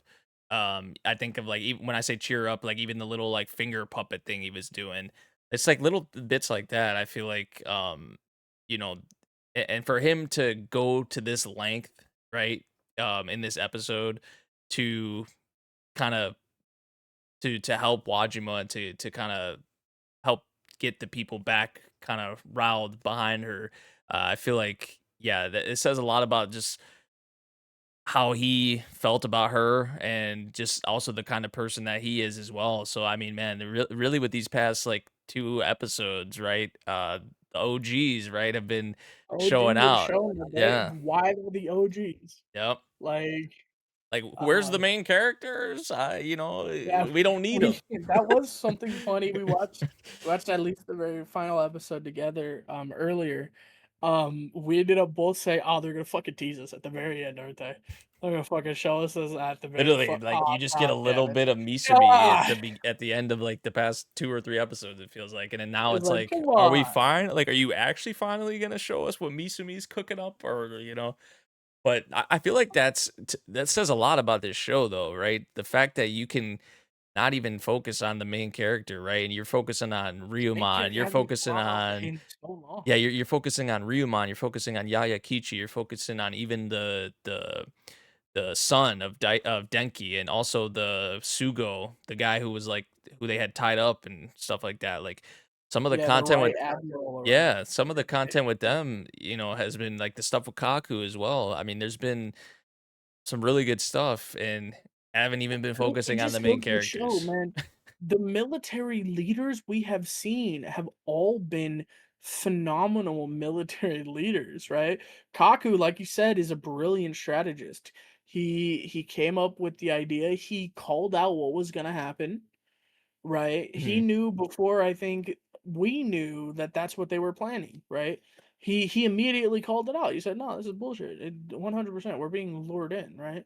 And I think at the time I definitely thought that the fat man um was just stupid and getting tricked, but he's smart as shit too. He knew he was being tricked too. He didn't care though. It all goes for his plan. And we're learning that these people in power are definitely intelligent as hell. I would go as far to say is I don't know if our main character, I don't know if he's as smart as these people. He's smart. He's good. But some of the things that some of these people have done is so intelligent. The right general never trusting the situation ever, ever, and even going as so far as to be tied up to prove a point and say, "No, this isn't, I'm telling you, we're going to be killed here. Like this is a ploy. I will not cross that bridge." And he gets tied up, literally hog-tied and put across the bridge.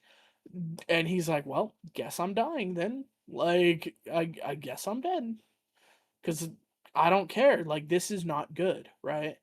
And that's the right general. The left general came and saved them on orders from Kaku, by the way, which, yeah, Kaku knows what's going on. He's not stupid. Like, Kaku understands the situation. Ryumon understands the situation. Ryumon never trusting it for a second. The second they crossed over the bridge, he turned his force around. He said, "Yeah, fuck that." Anyway, we're gonna go defend the point that they need to invade from. And it was like, holy shit! Like he did this instantly. The second they got word that they crossed that bridge, they said, "Well, no point in going that way then. Okay, turn around." Like these OGs, like you said it and you've said it plenty of times this episode that we've been talking, the OGs have showed why they are the OGs. yep. Like And the and fact that, like, I know you said that with, like, Misumi, but the fact that, like, Ryumon, like, he kind of Ryumon and Kaku, like, especially, I feel like have kind of like they're giving Misumi the keys a little bit, right? Like they're they are. They passed the torch. which I feel like that They said, says a "Look, lot, this is the thing." If they're putting their trust in him, that says a lot. So I feel like, Yeah. I'm curious what he's cooking. I'm sure like I Well, cannot wait. hopefully I cannot next episode we're gonna get him talking with the emperor because that's what he's doing, right? He is gonna make a petition to the emperor. I wonder what he's going to do. The final line of the episode of he was about to stake the future of the kingdom on a gamble is fascinating, and I can't wait to see what kind of gamble he has. Mhm. What he's cooking up, but hopefully he's gained a little bit of trust. I wonder if the fat man is going to trust him because of what happened previously and understand that he is just a smart kid who is trying to help. I wonder if the fat man's going to completely disregard what he's saying because he wants a specific outcome here. There's so many things that can happen. This has been a pleasure to watch every week.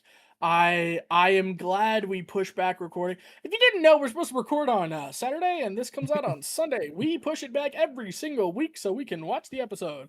Um, like we specifically, it got to the point where like we're just gonna record on Sunday, right? Yeah, that's what's gonna happen. And everyone's like, "No, no, no, we record Saturdays, I promise." And then on Saturday, we're all like, "We can wait till tomorrow, right?" Every single time, bro, our DMs are hilarious. If you guys saw our DMs, you'd be like, these guys are fucking idiots," because we do that every single week, right? Um, but yeah, we specifically wait to watch this episode. I know we do. I know me and Nate do for sure. We love this. We love this series.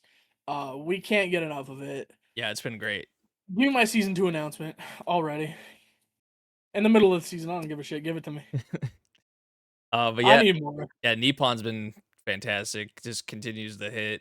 Um, yeah, now we can move on to our next bit, which we have the romance comedy slice of life here, and we're gonna start off with Botan Kamiina Fully Blossoms When Drunk, episodes 6 through 8, which this is another series like this has been one of the bigger like surprises for me for sure of this season. I feel like it's one of the best looking things of this season for sure. I just feel like I'm constantly impressed with just like the presentation and just like, especially in the newest episode, I feel like a lot of the layouts they were going for and just it's just so nice to look at and um you know character wise there's just so much like tension and just so much like it's just like There is so much.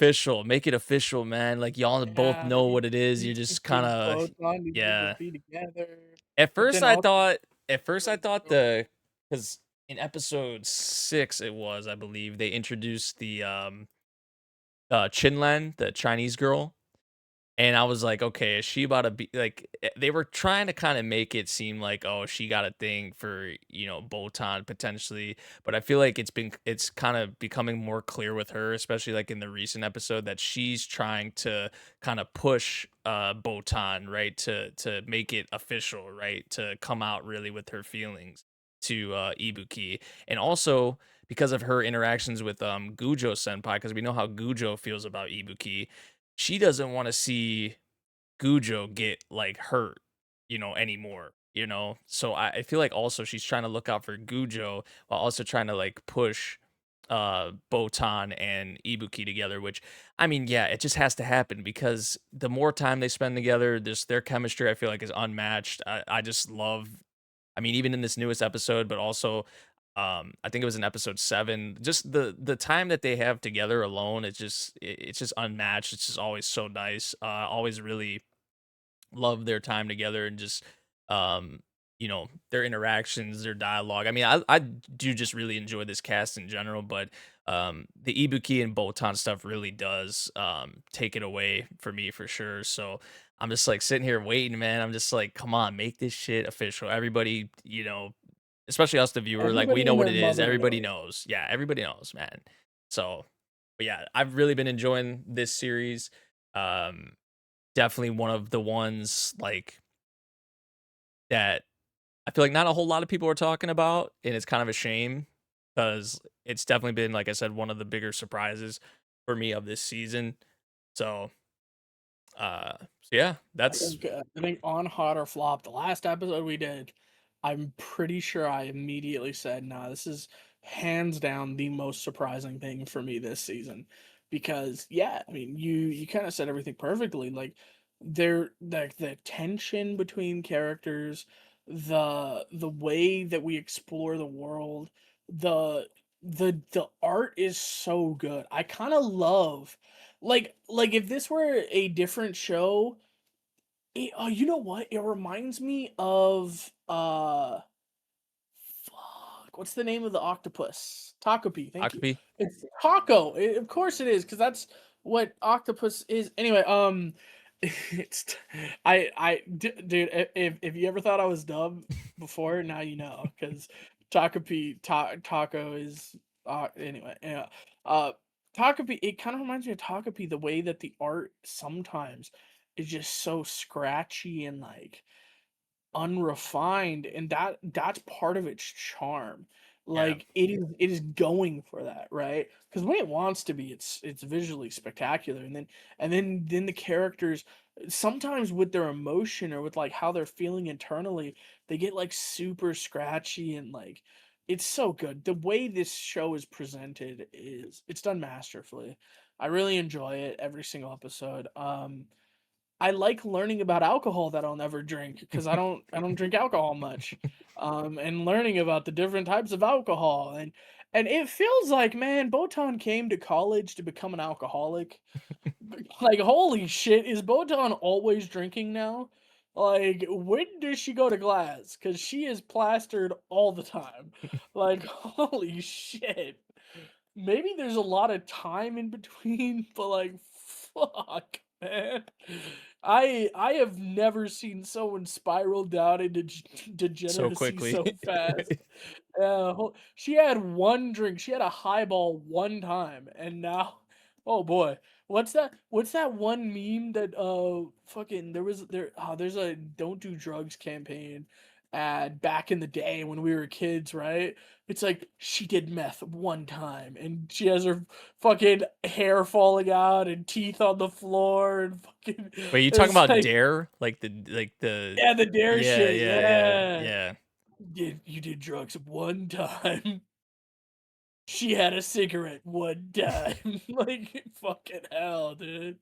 Like, that's what this feels like. Holy shit, she had a highball one time, and now she's this alcoholic who can't live without this stuff. And I'm, of course, being extra, and it's not what's happening. But it kind of does feel that way. Like, I feel like she had never tried alcohol before, and now she's just consistently drunk and loves to drink. And story wise, that's like, oh, it's a little concerning. But as like a person watching it, it is interesting though. It is cool to hear about these alcohols. It's very informative, right? It's educational. It's like that's how you infuse alcohol with things. Mhm. That's how these are made. That's how they taste. That's how you can tell the difference. That's what proof means. That's what they went in one of the other days about like what an IPA is.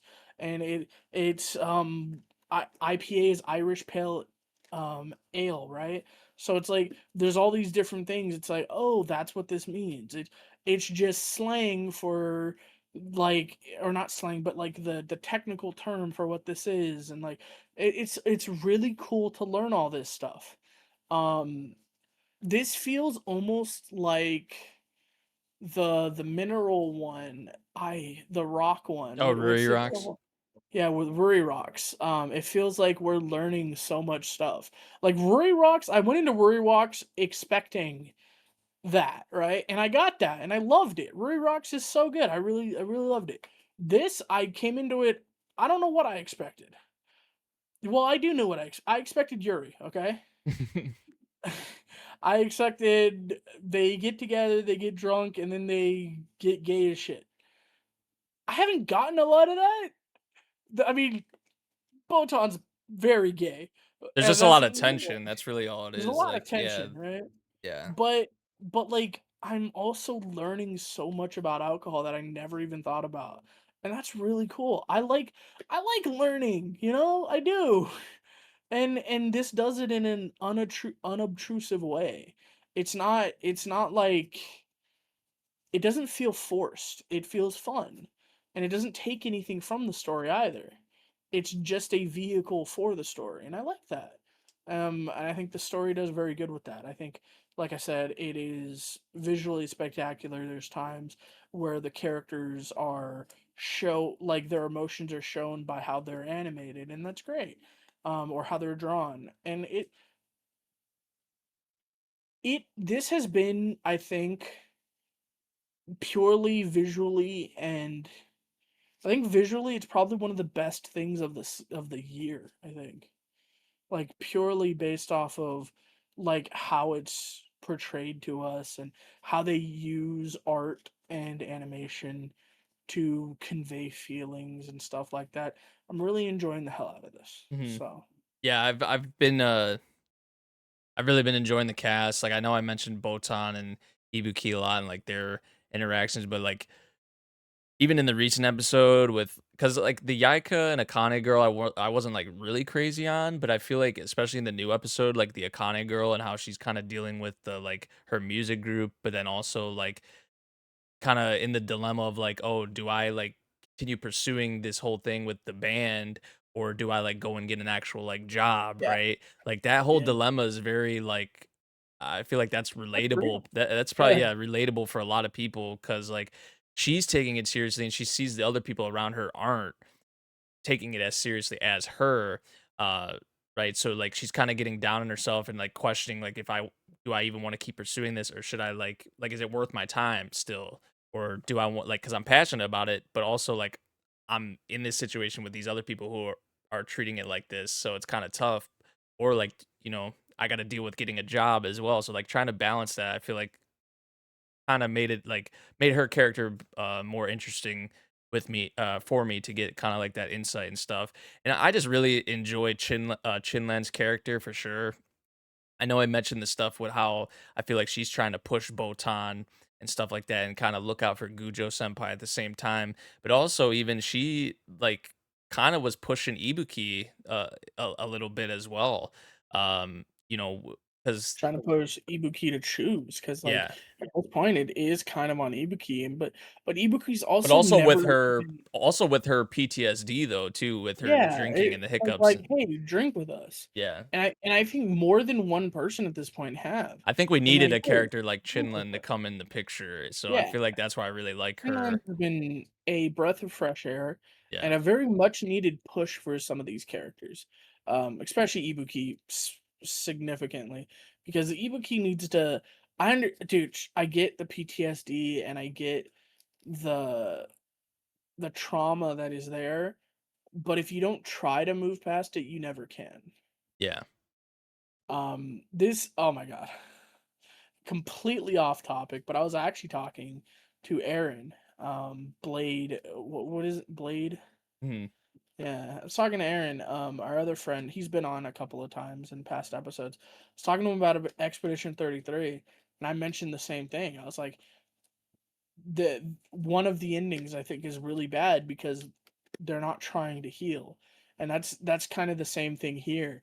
Is that Chinlan's like you're not trying to heal. Like Ibuki's not trying to heal if she doesn't face it, if she doesn't try to drink with people. And that's something that just needs to happen, you know? Yeah. Hopefully that will happen, you know. Yeah, But I mean, it we needs to happen because it's yeah. yeah, they've been playing with us too long. But yeah, uh, Botan Kamina has been fantastic as well. Like we said, one of the bigger surprises of the season. And now we can move on to I made friends with the second prettiest girl in my class, which mostly going to be honing in on episodes 6 through 8. And these episodes had to deal a lot with like Maki and his family and like the stuff with his dad, right? And how his dad has like another woman now and how Maki is kind of taking that. And I feel like I don't know. I feel like it's a bit unfair how Maki is kind of treating his dad because like the scene with them like when they were eating together, like he there was like a line where he said like it was the scene where he was offering to pay for his friend's tab, right?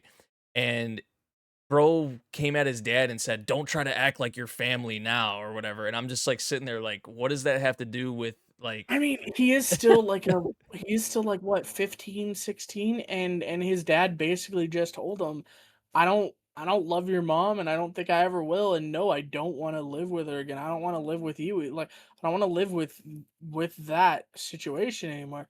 So yeah, he's an emotional teenager who was just told by his dad, "Nah, fuck your mom. I'm good. yeah, I'm but like good the where dad I'm was at." just being Like nice, like his dad paying for was. the Yeah.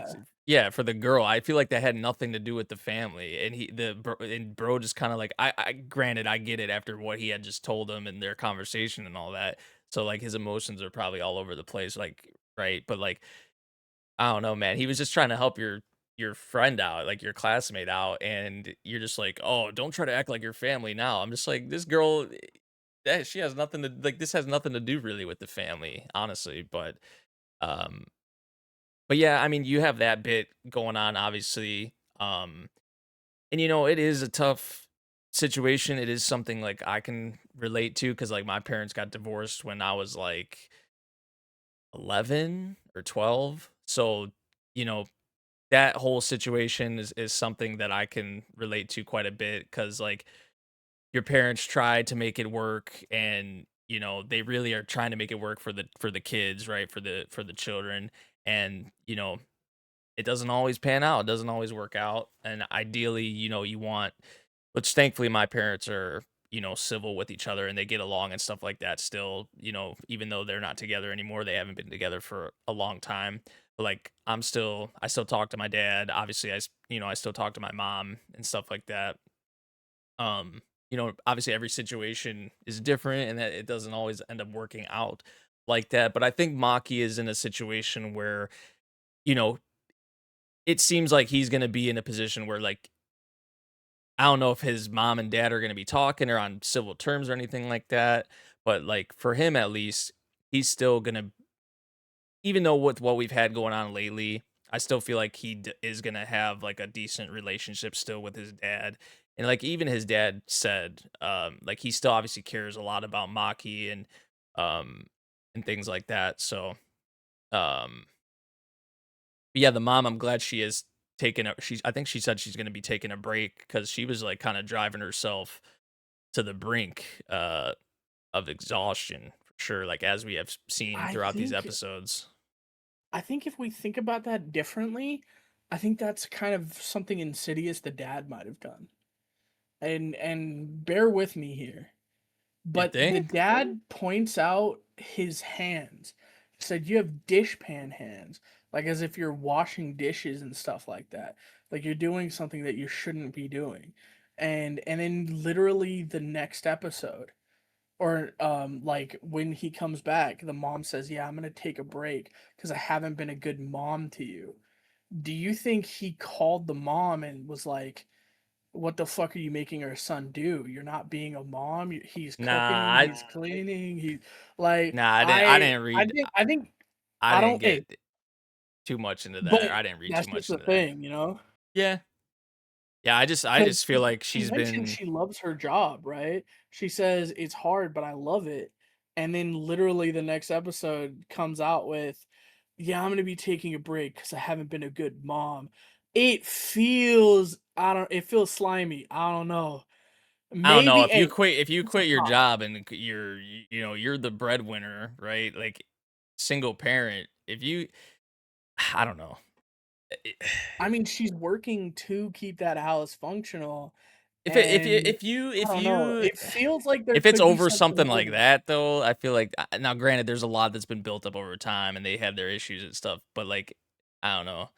I guess to question kind of her how she is as a mother, yeah, that would strike a lot after because she's been trying to do so much to you know provide for Maki and the Like, house and she's a stuff like good that. mom, Yeah, but it's a I bad honestly just think she's really just time. drove herself to physical mental exhaustion. I mean maybe the dad is contributing to that as well if they are in contact, but um I just feel like she's had so much on her plate, right? That she just yeah, she has to take a break.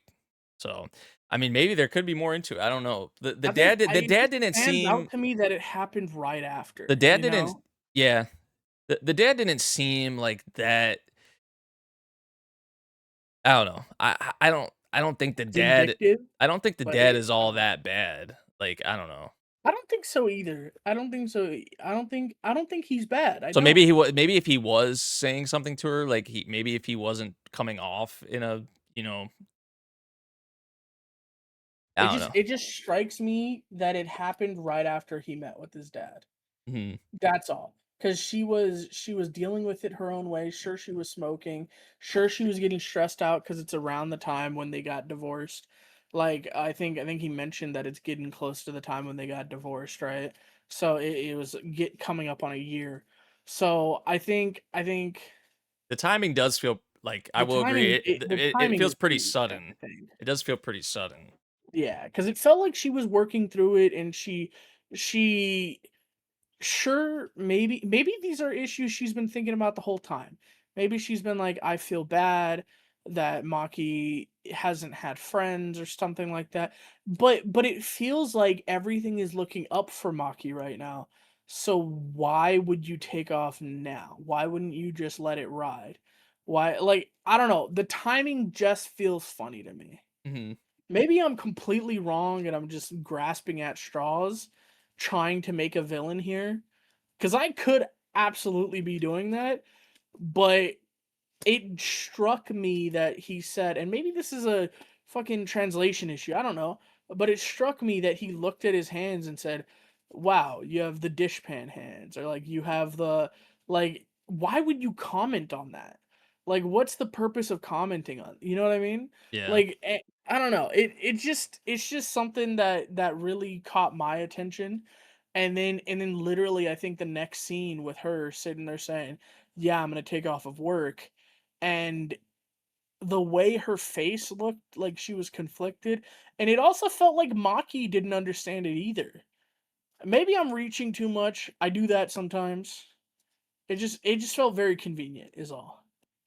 Yeah. I mean, I can see what you mean, especially like yeah, like I agree. It does feel pretty sudden. I don't know. I still think it's just because she's reached a breaking point, but and I guess that could be various factors contributing it to it, the dad included. But I guess we'll find out. But I mean, aside from that, we have been seeing, um, because yeah, this is a rom com. You know, it's not like Oh yeah, by the way, we're there's a romance, yeah. guys. I don't know if you know Which this. this is another case, kind of like Botan Kamina, where they just like I know right now we're kind of just waiting on Maki essentially. Right, because like they're going on dates. They're already pretty much like a couple, honestly. Like the way, They're together, but yeah, they're not official because he's not confident. yeah, and that cracked me up too because this might have actually been before like these episodes we're talking about now, but he was like saying that he wanted to like take time to like be a better person for her or something like that. Like he said like he wasn't gonna give her her answer yet, and then like bro switched up like so quick like after And that. he didn't. He never gave her an answer, but Umi's like, "I don't care. You're my man, and I'm going with it. I've already confessed, bitch. We're waiting on your ass, and you basically said you love me. You just won't They're fucking pretty do it. yeah. It's just like they're So doing all the it's couple like, nah, fuck that. things. It's just Dude, not they're doing official. couple things. They're It's basically dating. yeah, Like she stuck around after everyone left one time. Like, bro, they're dating. Everyone knows they're dating. They're yeah. just not being You're honest looking with through it. the family photos with mom, like, Yeah, yeah, you're like, doing all the literally doing the classic. yeah, I fuck, it happened earlier this season in fucking Angels, The Angel Next Door. They're literally doing the classic scene of looking over the fucking family album, right? yep, Like, "Oh, look.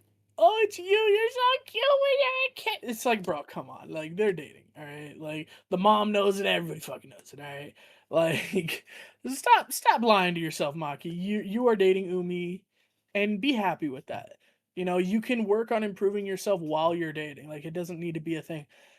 But I also get the whole thing of, hey, I want to better myself so that I don't rely on you.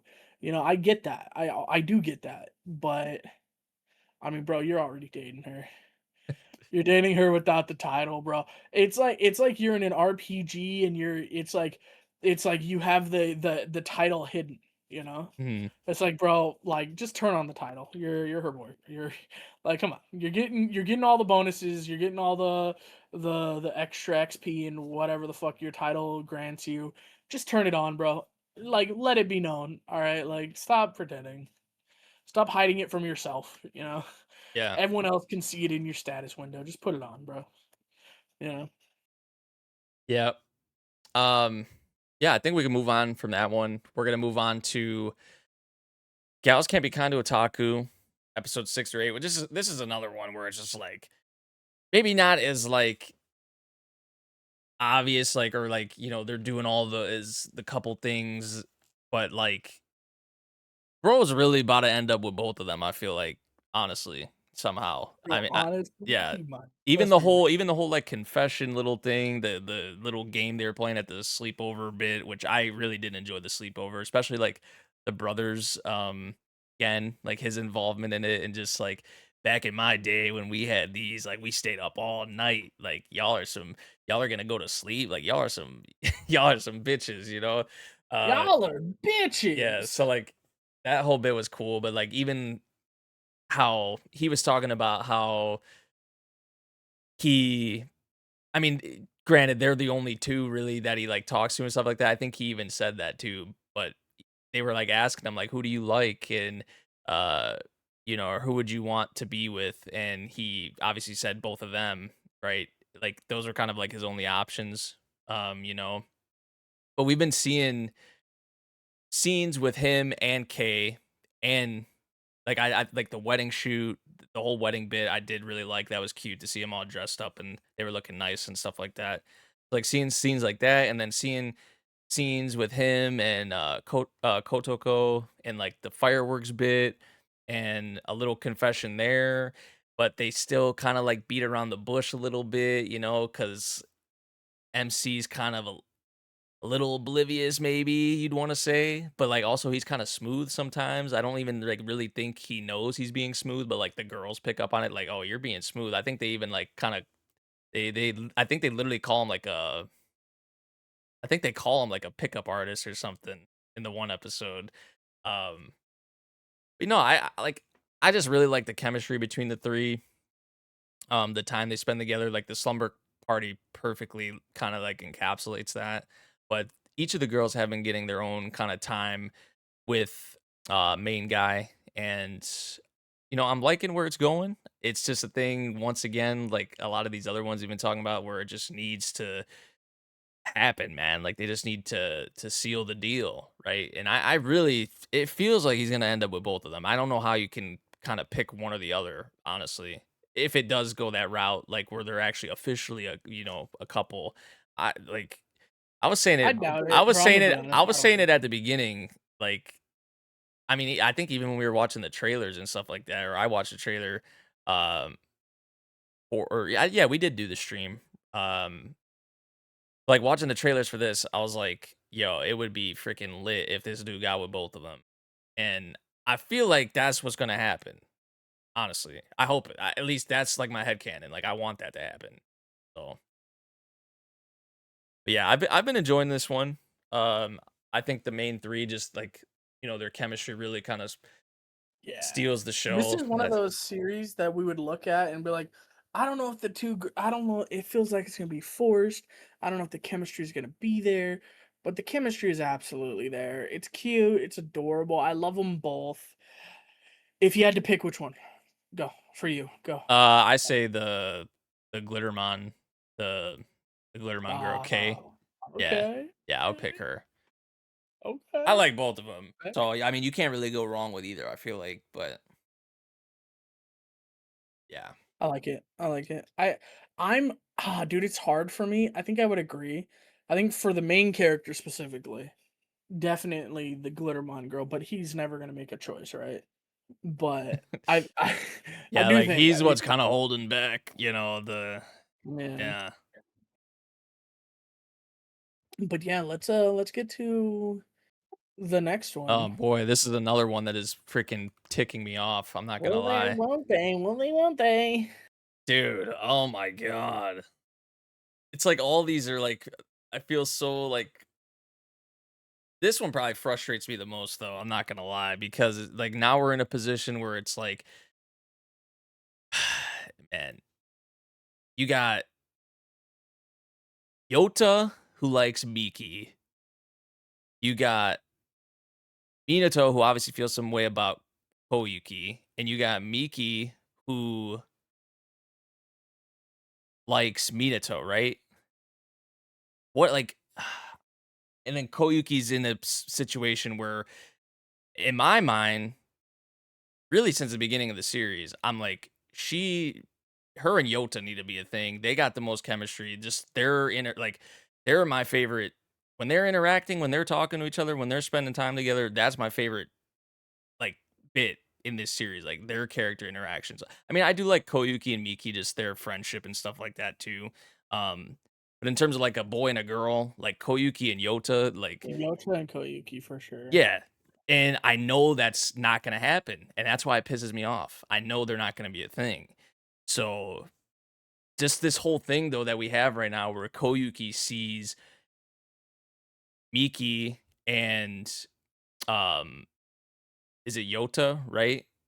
Like, she sees Yeah. that yeah, she sees them, and she's like, "Oh my god, like, yeah, this is Well, she awesome," like, knows she's cheering them she on, knows but the thing is then she knows that Yota's in love with Miki. So Koyuki's never gonna touch it. I think I think that's good. I understand your frustration with it and I completely agree. But I think it's good because that means we can take him off the table and there is no confusion here. for who? Not between the characters involved, not between necessarily like of course Like, Koyuki Miki. sees Miki and Right, right, Yota and is cheering them right. on, but Miki sees Yeah. Koyuki and Yota and is cheering Yota them and on, cheering and them it's like, on. Right, right. And I get that, but "Oh my god." I think the thing is having Koyuki and Yuta not be together, I like that because they're good friends.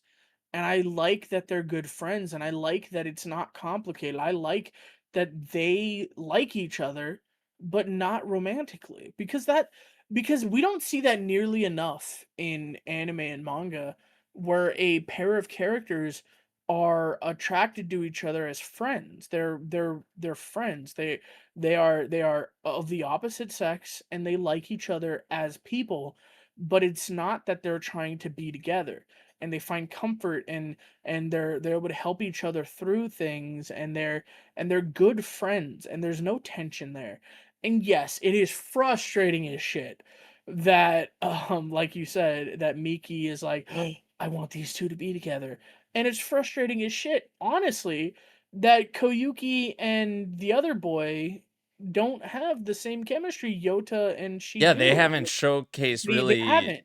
But any. I don't think that's something to worry about yet because we haven't got that yet. Like you said, Yota, if I'm gonna be honest, I think Yota's the main character of this season.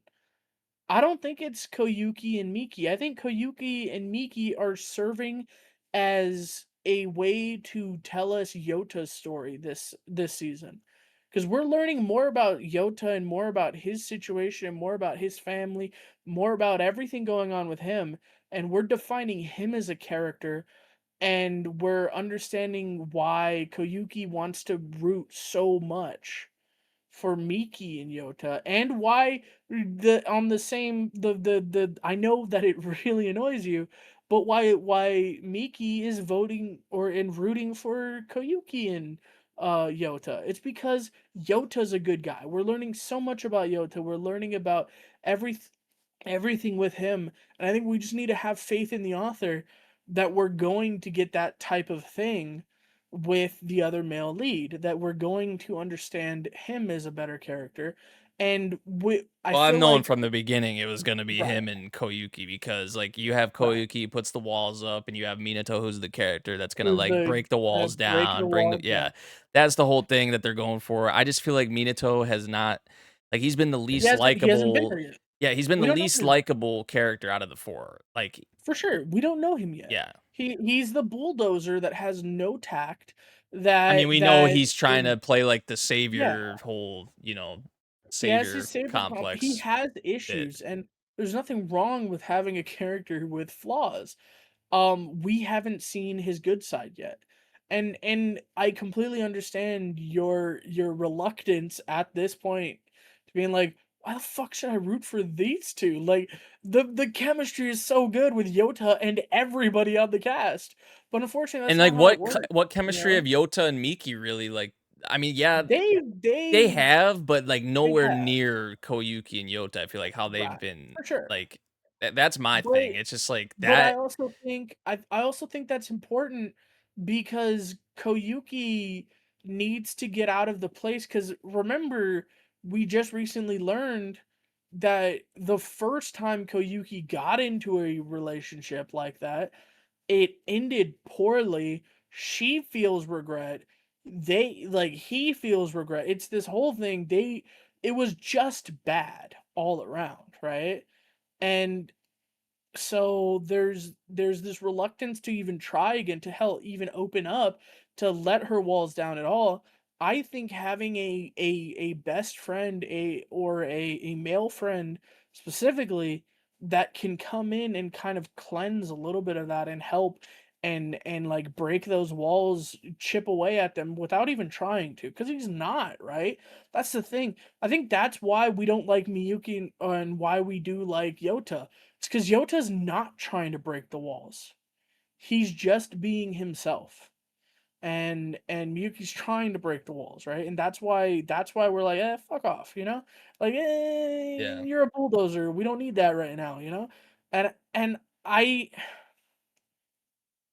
I don't think it's as cut. I think it's good that she has a male friend that Oh, no, has I no like it. intention of Yeah, being a I girl. like it. I just feel like, you know, We haven't explored. We this haven't series so explored it far up yet. until this point, it's more so been like we've talked about it. It's been a character drama. It hasn't actually really been like until recently, I'd say it's kind of ramping up, focusing more on the romance, right?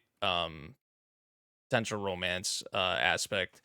But I I just feel like, as for a romance series, because I mean it is that is what it is.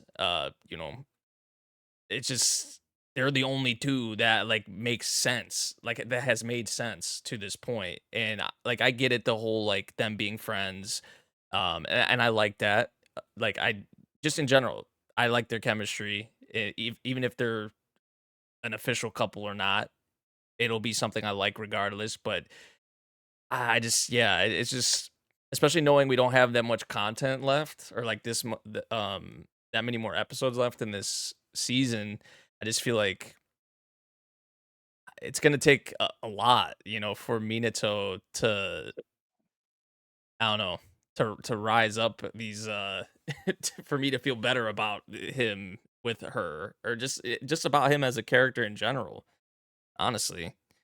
Um, so yeah, it's a very interesting position though with a lot of the characters. They have took the time to dive into Koyuki, Yota, even Miki as well. So Minato is kind of the last one. And they have they've jumped a little bit into his character, like more so with like the savior complex stuff and whatnot, but we haven't really saw like a lot of the different, you know, we haven't got the full picture with them. So yeah, maybe give them a little bit of a break. But yeah, it's just their their whole I guess thing is it's not gonna be as natural as kinda like Koyuki and Yota, like how they sort of hit it off, right? And I feel like they can especially now that we've got more with Yota in his past, like, there's definitely a lot more that they can kinda relate on, Koyuki and Yota, so we'll see. Yeah, it's just kinda the typical rom-com things that kinda, piss you off, it's just Yeah, like, I she likes him and she's rooting for him and her, but, like, she's rooting for him and her, and she likes him, but it's just, oh my god, I don't it know. irks me, I man. agree. I completely understand the frustration. I do. Um, I feel like this author, as much as I shit on Polar Opposites because of how much he shit on my other show, um, um, I have faith in this author. I do think that it is very different than Polar Opposites. I don't think we're gonna get a relationship anytime soon, I wouldn't and I be think that's surprised by that. okay. Yeah, I wouldn't be Yeah, surprised by that. and I think that's okay because I don't think Koyuki's in a place where she can deal with having a relationship right now, right? Mhm. And I think that's completely fine. And I think this is going to be for maybe even a season or two more. It's going to be focusing on the characters and breaking those walls down, understanding more about the characters. Maybe next season we'll be getting all the Minato shit, and you'll feel differently about it, right? And the season after that we can dissect uh Miki and like deal with her trauma, because there's clearly something going on with Miki too, because she isn't even kind of interested in romance, and I wonder if there's reasons behind that other than hiding her true self at the school, right? Maybe there's something more deeper to that, because she mentions when her parents went through a divorce, right? She mentioned that, hey, like, why the hell, why, like, you've been confessed to, what's the problem, like, right? So like there's definitely more things that I think the author's going to delve into, and we're going to be able to understand a little bit better, and maybe the chemistry will build, but I don't think it's going to happen anytime soon. So I don't think we need to be super worried about the chemistry not being there yet. But I agree, there to be more chemistry between the other characters, because as of right now, like you said, Koyuki and Yota have by far the best chemistry. Hell, they have better chemistry than Miki and Koyuki. Honestly, yeah, Straight like I up. said, Yeah. they've been my favorite thing about the series. Like, is their interactions and their just time together. So yeah, But if that's all that's speculation. Who knows? We'll see. I guarantee we're getting a second season announced. It's probably gonna start alternating fucking polar opposites ramparts, polar opposites ramparts. We're gonna get this content for a hey, that couple of would be years, dope. I'm sure. I That would be dope. Hey, you know what? I know I am a random small voice on the internet, but hey guys, look into that. Get this author fucking like on anime for the next couple years. Just alternate them. All right. But anyway, I think that's it for Ramparts, and now we can move on to our last section here, which is gonna be a big one. And we're starting off with Slime season 4, episodes 6 through 8. So these episodes kind of dealt with like the kind of like the aftermath, I guess you would say, of the meeting with like the council of the West, right? Which I mean, I think episode 6 actually was like where Rimuru, because they had like that cliffhanger where Rimuru kind of snapped, and you're like, what did he snap about? And we did see obviously what kind of, which we knew Maribel had people under like control and whatnot, but that was exposed in you know in the episode 6, thanks to what was it, Great Sage, right? Um, so yeah, that was to see like what Hinata and Shuna did, like after they were gassing up those people that brought in, like, oh, we brought our best of the best, in here, and like trying to intimidate Rimuru and them, and the way that the one guy just got like humiliated was like so hilarious to me. But yeah, the demands that they were making, granted they were under control, was just like insane. And you see like once they were snapped out of it, how quickly they were like, what the hell? Like, no, like that's not what we're on. That's not what we're doing here.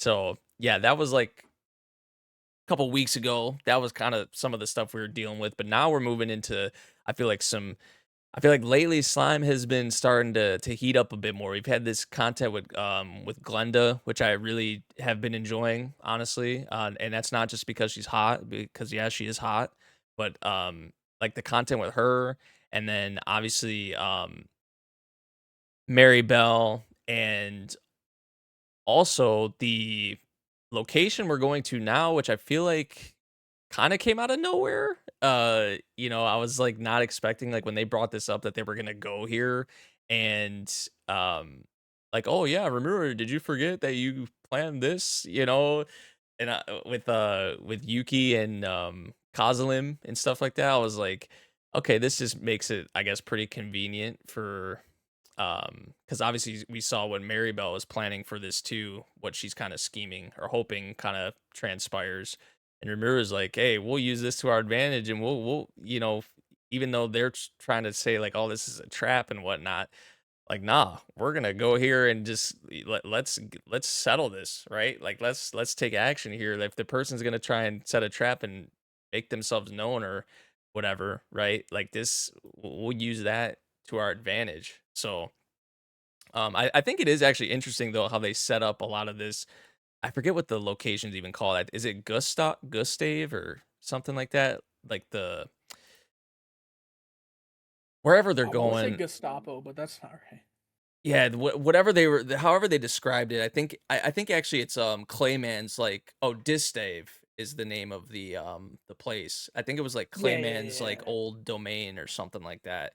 And like the way they talked about it actually sounded really cool, like the old like ancient like magic and how it was like ran and operated and things like that. Uh, so also, who were those? who was the girl at the end of the episode. I think Vash actually was like questioning. He was like, "Who the hell is that?" Um, so yeah, this What should be girl? I'm trying to remember. What girl? the girl who was like on the boat in the water, like just like when Oh no, that was just one of the elves, right? The elves. So when they went I don't know, and she took seemed like an over, important character. She had like colored hair. She stood yeah, out. She didn't really seem like just a random Joe Schmo, but maybe she is. I'm fairly certain. Basically, Kagali was, if you guys don't remember, Kagali is a former demon lord. Kazalim, yeah, Um, yeah, Kazalim. yeah. Um, and Kazalim had the elves at one point, the elves who were on the run, he had them safe. And these are the elves that live in Clayman's domain, because Clayman, of course, being Kagali or Kazalim's successor in that, right? He was keeping them safe for him, right? Because they always intended on bringing Kagali or Kazalim back. Um, so these are just the elves that live there. I'm fairly certain. I could be completely wrong, but I'm pretty sure these are just the elves that live there. I don't think any of them are important characters. Um, but it's fascinating that you guys think that they are based off Yeah, it of their just yeah, I first don't know, appearance. just the way they kind of randomly pulled up and like she was like front center in the middle. She has like purplish hair and Yeah, they just made it, I don't know. She to me it gave off the impression she's not just some random like she could be a character that's not really important, but it's not like she's just some like background character essentially. for sure. Yeah. Yeah. Um But I do. So again, I do this. Haha, funny. Haha, I read this. Um, I completely forgot because I read this fucking 2 or 3 years ago, right? It's been a minute. Hell, I'm fucking 4 volumes behind on Slime right now. I haven't read in years. Um, I completely forgot that what's her face isn't even involved in this. who Glenda? Yeah, I Uh not Glenda, not Glenda. The other girl. Oslin? Oh, Maribel? the other one. Maribel. Yeah. I forgot this was Maribel's plot. Mm, Like I remember what's gonna happen here and what happened. I forgot Maribel was part of it. mm. I was like, wait, Maribel's the one who set this up? That's crazy. Like I did not realize that. Because this was set up. If you guys don't remember, this was set up at the end of season 2. They made this conversation. Rimuru talked with Yuki, and this was when Rimuru said, "Yeah, no, he's definitely the bad guy," right? They made a agreement after he took out Clayman. They made an agreement to come together because he wanted to work with the guild. So he said, "Yeah, I'll give you Kagali, my assistant, who will come and help you explore these ruins." This is originally a plot that we thought anyway was Yuki's plot to be like, "Hey, I'm going to try to get it where you trust me again because you figured out that I'm the bad guy. Like clearly you know I'm the one supplying the information. So I want to I want to give you help and hopefully reap some sort of benefit from this." And this was all Yuki's plan, or that we thought was Yuki's plan. But this has been set up for a season. Like this isn't something that came out of nowhere. This was set up. Mhm. Um, it has been a while, but this was set up. Um, we now know that Maribel has kind of hijacked it, and and inadvertently, I think, has Rimuru trusting Yuki now. I don't think it's her. I don't think she wants. I don't think she was going for trusting, right? Because she's clearly trying to set this up as an ambush to kill Rimuru, right? And She Milim. said as Well, much. she's trying to make Oh, Milim like spaz out. she's trying to make Milim spaz out and kill Rimuru. Like that's what the objectives are. Yeah.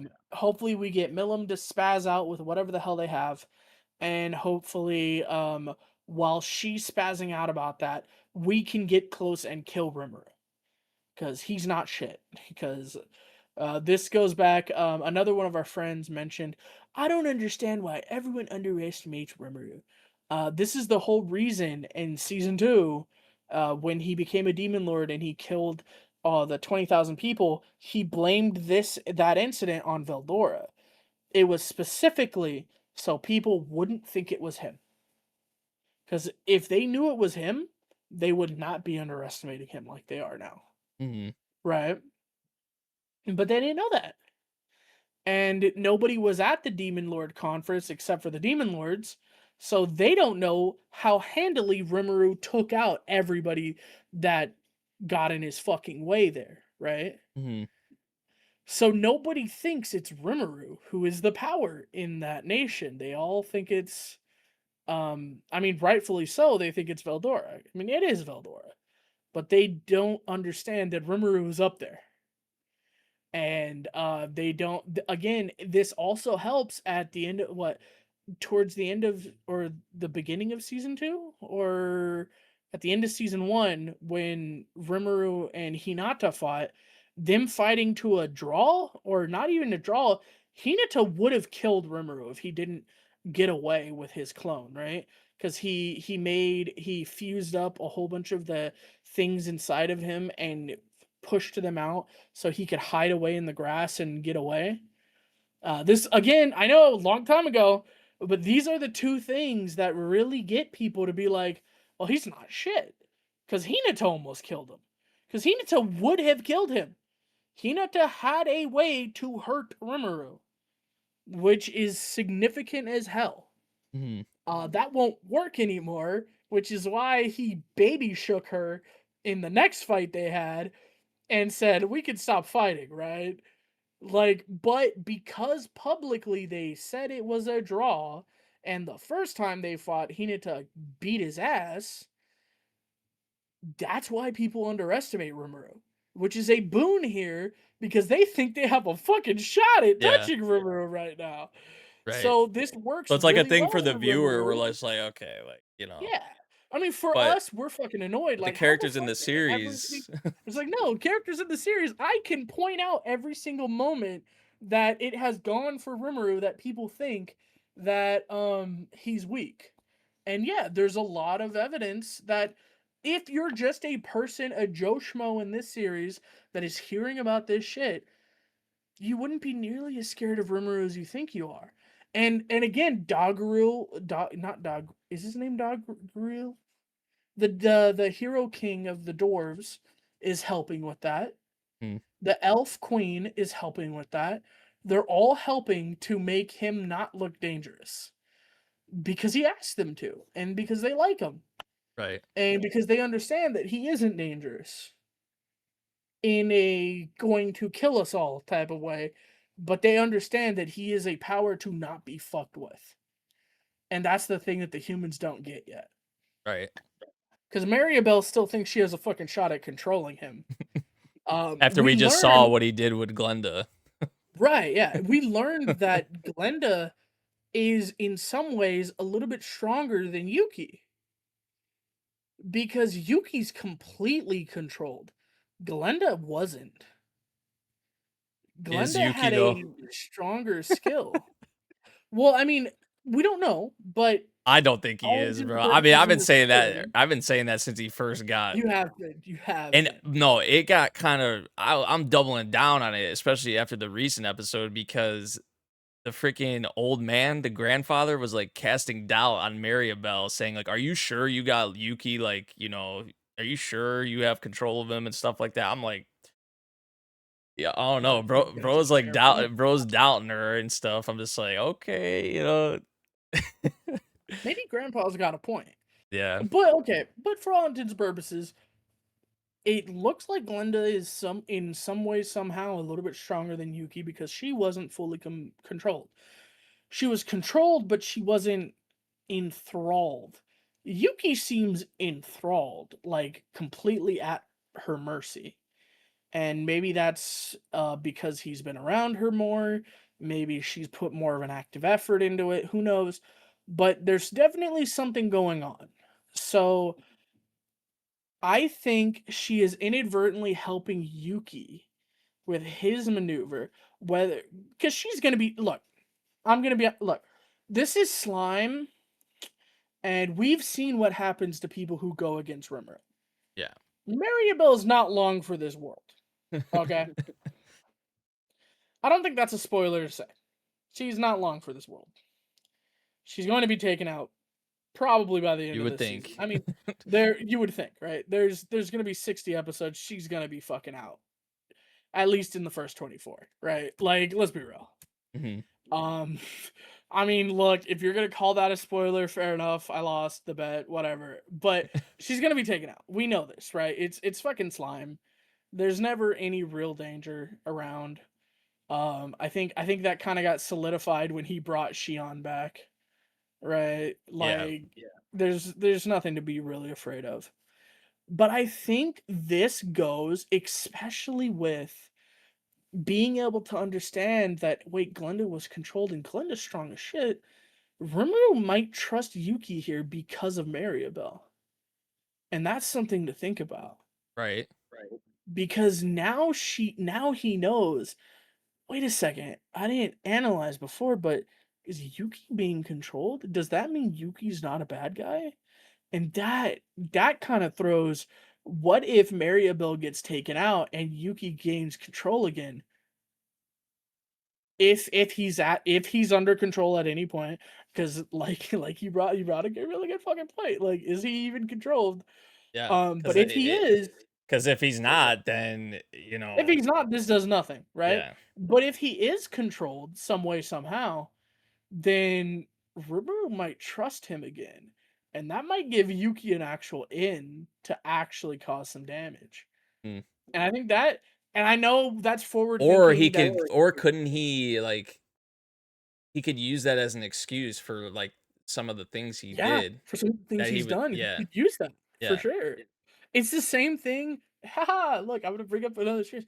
As Harry Potter, fucking Luke Malfoy saying, "I was under the effects of the Cruciatus curse or the Imperius curse. Like, they were controlling me. I had no free will."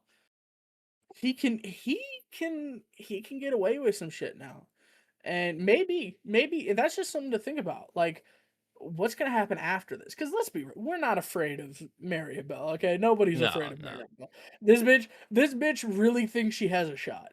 It's entertaining, but let's be real, nobody in their fucking mind thinks that she's gonna get anything accomplished, right? Like, so I'm just thinking maybe this is gonna work for Yuki later down. And that's kind of the thought I pose to everybody. Yeah, Yeah. but yeah, Slime's been heating up, I would say a bit. Oh, Like I said, it's nice that like Glenda's gonna be joining like the group, it seems like, and stuff like that. I did like I did like the content we've had with her character. Just kind of what they're setting up here with Maribel, Rimuru, um, Yuki, Kazulim's in here as well. The explorer outfits, not a fan of, I will say, not really a fan, but ah, man. I They am just want to glad that dress. Gopta's there though. I am glad that my boy Oh, Gopta's in the the goat. mix. Got to the Yeah, goat. and they got guns now apparently, so that's Hey, goat. but No, no. Gobta got a. Okay. Gobta's sword is sick as shit, alright? This wasn't really explored. Gobta got a sword, right? He got a sword that has magical properties. They added a gun to his fucking hilt. He now has a gun blade. oh, that's Bro dope. has a gun blade from Final Fantasy now. This is sick as Yeah, shit, that's dude. dope. It's so cool. Gobta's got a fucking whip now, bro. I can't wait to see what Gobta's gonna pull off with this shit. Did he have his gun sword in the movie? I haven't seen it. No, I don't think so. Ah, dude, imagine if they showed the gun sword off before he got that gun. Nah, but it's so cool, dude. I love it. It's awesome. Yeah, I do like the little the group we have here though, going to like the ruins and stuff like that. So this should be interesting to see how it all plays out. But yeah, slime heating up. Hopefully this first well, I think this is gonna be 20 some episodes, the first this first part of season 4. I don't know if it's actually been confirmed. We just know we're getting 60 episodes. But yeah, we can move on now. We got Ascendance of a Bookworm. season 4, episodes 6 through 8, which the good chunk of these episodes has been dealing with how do you pronounce it? Haas? The Host, Yeah, yeah. that's kind of what we've been focusing on here, and I feel like more kind of reality really sinking in um for mine in this situation. Ferdinand was kind of you know Ferdinand kind of scary, and I think it was actually the most recent episode where how he was being, and just kind of the blunt sort of reality around um the situation really with the mayor, I think it was, right? And like how with him wanting to sell off the children, and would bring if that would bring like prosperity to the people, then it's like something that like you can't really. But in mine's perspective, right? Like how she was raised, and obviously being isekai and stuff like that. And I think they even showed the stuff from like the real world, and she was learning about like morality and things like that in class. That's kind of like a sort of like a dilemma right now that she's in, and she's trying to say like, "Oh, I want to try and find a solution to where it doesn't have to be this way." And it's like, is that wishful thinking, right? Or especially in this world that she's in now, and just like I said, the reality of it, it is kind of it is kind of scary to think about, but that's just how things are, right? um yeah, I have found the whole bit with Haas very interesting. I will say I do like what we have going on um right now. I know we did have some other scenes with more of the family again, like the stuff with the mother and the father. I did really like. I think that was like actually in episode 6. That was a bit earlier on, but um yeah. Anything you would want to add? I actually, was the concert in episode 6, or was that episode 5? Uh, That might I have been don't 5. remember. I think we I might don't have know, done but it. that singing from Ferdinand had me dying. Lying, bro. And then the people were I was like, passing bro, out, these girls are passing bro. out and getting It soaked was from like a this. Michael I'm like, Jackson bro, concert, I was like, man. bro, I was like, this sound. I would not be getting like that from that, bro. And then freaking, didn't Sylvester come in too? I think they were doing like a duo, freaking. Yeah, they did a I duet. was like, Yeah. bro, Bro. I was dying laughing when Dude, I you when don't get it. They're these repressed women, and now they're saying this sexy hunk of a man. Oh, bro, that's crazy. Nah, I agree though. It's insane. But no, I think the Haas situation is the first time in this season that we really see what Mine is gonna have to deal with. Right. mm, The real first time she kind of made a decision and now has to live with consequences of that decision. Um because if you remember, they said, how do you want to go about this? You want to make paper in Haas. It makes sense. Haas is a region where it's able to happen. It makes a lot of sense. How are we going to accomplish that? And she said, well, we could always just do another church there, you know? They said we can't do that. There's only one church. Okay. What if we made an orphanage there? s- Essentially the same thing. We could take care of all the orphans. They would then become tax paying citizens. We could feed them, clothe them, give them a better life, give them an education, and get them ready to then be productive in helping as our workforce, so we don't have to take any of the farmers or any of the villagers away from what they're doing, and create another industry there where we can then propagate the industry, and that can be our format going forward in every other place, every other region. We want to do this as well. And he says, "Okay, good. I understand your thing. We'll do that." She kind of made that decision.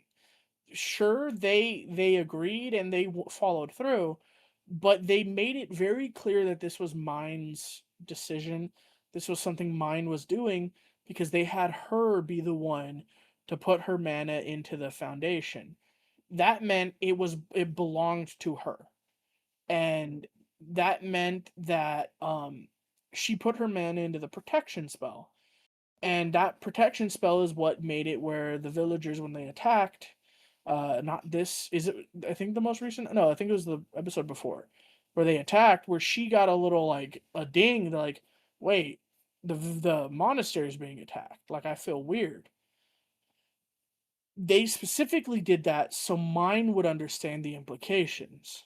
Hmm. And this is the first time mine has had to deal with she's not a civilian anymore. Her decisions affect other people's lives. And it comes down to Benno saying, I don't think you understand. You existing here right now, he's being nice to the people of Haas. What do you mean? The white buildings are extensions of you. They're extensions of the Archduke. You're the one with your mana in the foundation. That means it's an extension of you. That means those people that attacked that white building, they attacked you. He is well within his right to slaughter everybody, to wipe that village off the fucking map. And I suspect he would have, except for he's using this as a teaching tool for you. So, how are you going to deal with this? And gets told by Ferdinand, you need to conspire against the mayor because it comes down to the mayor being the one at fault. But if we don't pin this on the mayor and get the mayor killed, because we're gonna kill somebody for this. Like, you were attacked. Somebody needs to die for this. If this were a normal situation, this entire village would be wiped out. But that's inconvenient, and we know you wouldn't like that. So, we're going to make you decide who gets killed.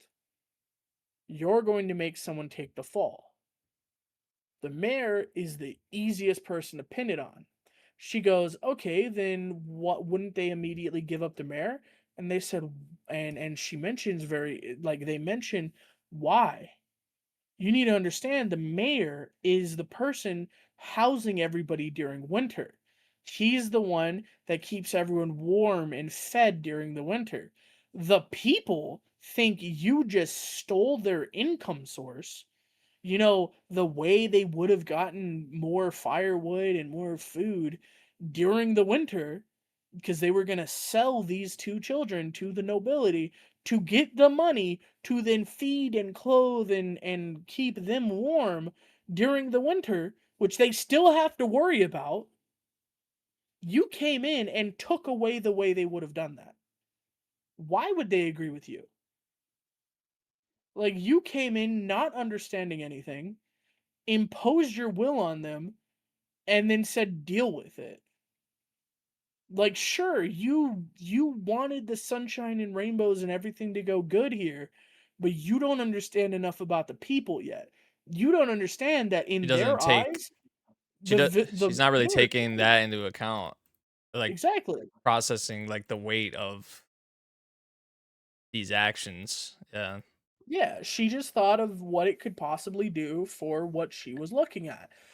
That's the problem with mine, right? Her vision's very narrow on what she wants. She wants paper for books. She figured paper worked this way here, maybe I can make it this way there. And she focused in on that and honed in on that and said, I'm going to do this. And the Archduke said, okay, sure, you can do that. Because the Archduke understands, but you don't understand. You don't get that implication. And I think the reason Sylvester's not dealing with this and Ferdinand is because Ferdinand's your teacher and he's using this to teach you. And he says you're going to need to conspire against him and get him killed. And she said, I can't do that. That's not something I can do. And he says, well, you need to learn. That's what being a noble is all about. You need to learn. Um Ferdinand's nickname, you can look it up on the wiki. If you just look at his nicknames, his aliases, one of his aliases is the Lord of Evil. This smile he had this episode, that's the happiest he's ever looked. He is the Lord of Evil. That is his actual real title he has. That is why. Because he knows how to conspire against people the best. And if you look at it a certain way, he's been conspiring against mine since the beginning. He's been using her to fulfill what he wants. And right now he wants to teach her a lesson. He wants her to understand that this isn't sunshine and rainbows. You're walking into a lion's den and you need to be able to fight. You need to be able to you need to be able to look at both sides of the situation. You can't be so narrow-minded. You can't focus in so hard on what you want. You have to look at the full picture. And yeah, this is a really harsh lesson to teach a 11-year-old or 9-year-old, 10-year-old, whatever. She's really older, but you know what I mean. It's a harsh lesson to teach, but it needs to be taught because she wasn't raised the same way other nobles were. She needs this. It's a trial by fire. It's a baptism in fire, right? She needs this. It sucks. It's really shitty. It's a bad situation. She didn't understand the implications of what she was doing, but she sure as hell will never forget them after this, Do you right? do you think it's kind of like do you think it's kind of silly that like mine is getting like this way about, bribery and like selling the kids off, but she has like kind of like a sweatshop for kids? Oh yeah, but she's doing it for their good. I mean, like I don't know, like I know Well, okay, the children get like they get meals, they get baths, they get food, they get shelter, they get like in this world they get probably the best scenario that they could probably be in, right? but she is running a fucking But sweatshop. yeah, Like, let's be real. yeah, like you do have a sweatshop for children, like or with I children. think I think this is one of those things where the previous adaptation didn't really show how harsh the conditions were for these kids. Mhm. These kids were left abandoned in the orphanage. There were no adults left in the orphanage. The people that were in the orphanage were living in their own excrement.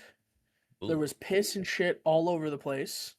There were dead bodies, my God. more than a few dead bodies in the dormitories. There was filth everywhere. They couldn't be cleaned. Oh, and then they put a lock. If you remember, I know it's been a really long time since you watched season 1 and 2, and or yeah, season 2 specifically. They did not lock the dormitories from the inside. They locked them from outside. The kids were locked Oh, wow. in their filth, their shit, piss, everything, and there were dead bodies there. Oh, and then they were fed basically nothing. Yeah. Yes, she's running a sweatshop, but they could not be more happy to be in this sweatshop. Like, don't get me wrong. What you're saying is completely right, Yeah, it's just more so from, like, but mine's, um, it's also mine's perspective, perspective. right? Yeah. Yeah. Mine saw these horrible living conditions, and she isn't rich. She isn't when she set up this sweatshop, she wasn't rich. She didn't have all this money. She didn't have any way to provide for these children. So she thought of the best thing she could possibly think of is making them work. And quite frankly, the royalty, the people in charge, Ferdinand, or not Ferdinand, but Sylvester goes, well, now they're paying taxes. That's great. I love that. No, I love it. Yeah, keep the sweatshop going. It's great. They're paying taxes to me now. They're making money, and that means I get taxes. I'm okay with that. Oh, and the paper that they're selling, that money's coming to me too. So fuck it, keep doing it. I love it. You know. which is why he immediately said, "Yeah, I'll spend all the fucking money." Because they also mentioned that he spent a lot of money to make that monastery, right? He said, Mhm. "Yeah, fuck yeah, I'll do it instantly. Sure. You want to do the same thing you did in that temple to Haas? Fuck yeah, oh yeah, immediately." He said, "Hell yeah, for sure, 1000%. I believe in you. You already made these things that were so filthy, disgusting that even the church didn't want to deal with it. Like they ignored it. You brought them out of their squalor. You give them better. They gave them a better life. You really did, and now they're paying me taxes. It's fucking awesome. Do that again. Hell yeah. Let's do it to more orphans. Like, but no, you're absolutely right. That when you sit and think about it for 2 seconds, you go, "Fuck, man, mine is really running a sweatshop," and then getting mad about selling people into slavery. Yeah. It's like, well, she's not. They're not slaves. It's like, well, I mean, aren't they? Kind of, you know. But I mean, I think that goes back to factory workers being severely underpaid. Like, well, they're not slaves, but I mean, they are. Yeah. Like, that's why it's called like to this day they're a wage slave, right? Like they're not a slave, but they might well fucking well be, you know. So no, I mean you're completely right. If you feel that little bit of like, really what? It is something I thought Another about thing, when she yeah. was getting that way about it. Another thing is offering flowers. When you're selling these kids into slavery, you're basically selling them to be a sex slave. So yeah, it's not good. Like, um, straight up in the people that work for mine, Fran has been raped. Jeez. Uh, both of the women that work for him have been raped. One of them to the point that she doesn't like to be around men. Remember, that's her entire character. Yeah. Is that she's afraid to be around men, especially blue priests, because she was raped by blue priests. So like this is a thing. And so yeah, like there's a lot that mine isn't told. And we kind of pick up context clues and we get outright told in the novels by different perspectives that like offering flowers, it's the noble euphemism of saying they're going to rape this person. They're going to give you someone to have sex with, whether they want to or not, right? Yeah. Um, and which is funny because in the novel, the mayor of Haas says, "Where's the where's the high bishop? I have a flower to offer them." And mine goes, "Oh, I don't need any flowers, thank you though," Jeez. because she doesn't know. Yeah, yeah. So yeah, it's really fucked. Like I could go on. It's not okay. Fran, like I said, Fran, bad shit happened to him. Zom, if you remember in season 3, the reason Zom didn't report that Fran needed to talk to the high priest in season 3 is because he was jealous that Fran got raped by the person he wanted to have sex with. Like that's the thing. There's so much fucked up shit that These mine has these no idea about. Okay, these damn these nobles, man. These people it are is so bad. Like I don't think people understand how tame this version of the story is. Like we are not learning a lot of the shit that happened. There, there's a lot of stuff that's cut because it's side stories and side content and stuff that, oh wait, ew, oh my god, that's horrible. That we're just not getting in this version, which I see how uncomfortable you are. That's yeah. So yes, she is running a sweatshop, but it is much better than the alternative, man. Yeah, certainly sounds So like it. so anyway, Bookworm, not nearly as happy as this as it feels when you read it. I'm sorry, guys. I'm sorry if I shattered anyone's expectations of what this series is. It's really fucked up and dark. Um, but yeah, I think that's all I had. I mean, yeah. we've really just focus on the Haas bit, and mine is in a Oh, for sure. very The Haas thing is huge. yeah, it is It's interesting, like like the biggest how seeing the tremors about position it. Mine's in and like how she's gonna handle it, and obviously, the whole morality thing, and from her, Yeah, her previous life, and how things are way different here, and that adjustment, and things you have to kind of take into account, and things there's you things have that to you think gotta that about. you kind of have to deal with because you Yeah. can't. I hate shows and pieces of media where where the main character comes in and immediately goes, slavery's bad, I'm abolishing slavery, and slavery goes away, and nothing bad happens, because that's just not realistic.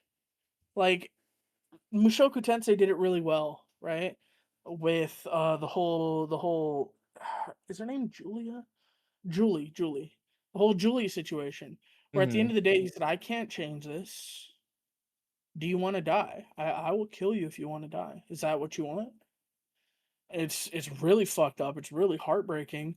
But like sometimes that is unfortunately, like it sucks. And I like that there are these stories where previously they wouldn't go into this, where they're going into it and they're like, no, mine, you have to make a decision. You have to somebody has to die for this. You made this decision. You have to sleep in the bed. So who are you going to say needs to die? And I guess everyone pointed at the mayor and said, well, I mean, clearly him, but I mean, you could frame his secretary or whatever, but it needs to be somebody who takes the blame for this and dies for this. So make your decision and make it happen. Otherwise, we will burn the entire village down. And I know that's not what you want, right? Yeah. And it's fucked up. It's so bad. It's like saying that sentence is horrible, right? But that's just how it is. Like you can't change an entire system of like what they work on, you know? Yeah. It's horrible, man. It's not good. It's sad. But all right. That's a bit about it for Bookworm. Now we're gonna move on to Witch Hat, which Don't worry, guys. This is actually a happy one. We're good. is it happy Come on. though? Well, I mean, more happy I than both of mean, us.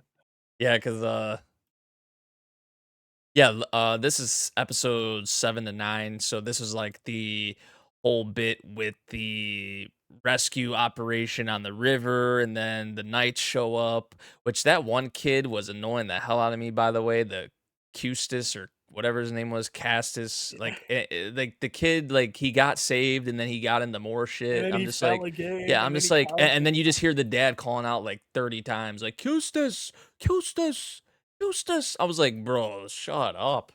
That kid It's was like, dude, annoying the at hell this out of me, point, just little go down shit. there. Fuck. Like, holy Yeah. shit. But seeing like there were some cool things we definitely saw during that whole like kind of rescue operation. Like obviously you had Keyfree with like I think it was the rain cleaver, I think they call it. That was crazy. Awesome how they displayed that. But then also seeing Agate and Coco kind of work together in a way, because Agate was obviously dealing with some kind of like PTSD, and Coco had to she kind of had to rely on Coco in that situation. So I did like seeing Agate in that situation, kind of open up more to Coco or rely on Coco. Yeah, Oh, she finally like accepted that okay, maybe Coco can do this, mhm, and I have to rely on her. So Coco, can you please help? yeah, You know, yeah, we also saw that Coco's inkwell the ink, yeah, that was was probably the biggest thing with these episodes, honestly. yeah, Coco's inkwell was tainted by the blood of one of the brimmed caps, and we saw what that means. Um, that it caused. the very mundane spell she cast to go haywire and Dry up the whole. dry up the whole lake Yeah. So we or met river. we met like the I think his name was Eastius, I think his name was. We saw what Whatever. we saw Yeah. what he was about to do. We see like which we knew like how the kind of what the rules or like the laws are and stuff like that, but to see kind of it come down to like to it being that close to where Coco right could have had her memories wiped right there. Obviously she's the main character, probably wasn't going to happen, but still like it was a tense moment for sure. I do like the additions. I mean, I do like Esius, like his introduction, but also even more so, I liked Olrugio, his introduction. I do really Yeah. like his character He's a so really cool far. character. Yeah, Yeah. really into his character, and just a lot of the dialogue that he's had too. I think of the um, how he kind of was it wasn't it was to really everyone. It was the Knights Morales, but then also, like, the witches and, like, Coco and all of them as well. Like, he's like, "Look at all these people that we have right here, like, what should take priority?" And it led back to the whole message of, episode 7, like, who is magic for? I did really like, how that kinda tied into that as well, because like, there was that whole tense moment, right, with the Knights Morales, and they're trying to investigate what's going Yeah. on. They're gonna wipe Coco's memories, but like, look at all these people right now that are suffering, and all this should be This after. is secondary. Yeah, Like, yeah, secondary. Let's deal with this first, please. Like, yeah, holy shit, these people are suffering. And then we also see uh the darkness in Keyfree. yeah. The really like I was watching these and I remember talking with I mean everybody that was watching it with me. I was like, Keyfree's dangerous, like very dangerous. And not in a like, oh, Kakashi's dangerous, he's such a good mentor. No, it's he's dangerous. He's gonna get his charges killed. He's gonna do something he shouldn't do at some point. I fully believe that one of He's a desperate I'm man gonna right be now. honest. I think one of the 4 is gonna die at some point, and it's Damn, gonna be P3's fault. Like I kind of that think would that. be heartbreaking. That would be. Probably it would either be the pink-haired girl or the white-haired girl, but maybe Agate. I don't know. I do think that like one of them is gonna There's die, gonna and be it's like gonna be P3's serious like fault. repercussions. Yeah, Yeah, I think Kiefer's he's in a go too very far. desperate, which is kind of scary. Like, Yeah, there's something more going on, yeah, right? yeah. We don't have the full backstory of why he's going after the brimmed caps. I think when we get that, maybe we'll relate a little bit more. Maybe we'll be like, okay, maybe he's not so dangerous, but he is very determined. But right And now, he's all I obsessed. feel is, yeah, he's He's obsessed. obsessed It's and not a good obsession. It's yeah, an obsession. It's danger. He's dangerous. yeah. Like I don't trust him nearly as much as I think any teacher figure, mentor figure I've trusted in a lot of manga and anime. I don't trust him. I don't.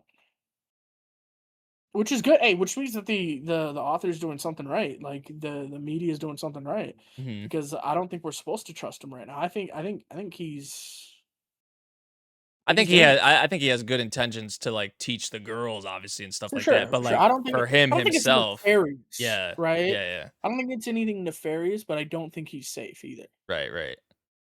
Yeah. Also, another thing I feel like that was interesting to know is they actually showed. I think it was like there's like the trials or whatever that you have to go through to become like a full witch. I think it was like five. Um, it was like 5 trials or something like that. That was also another cool bit I definitely wanted to mention.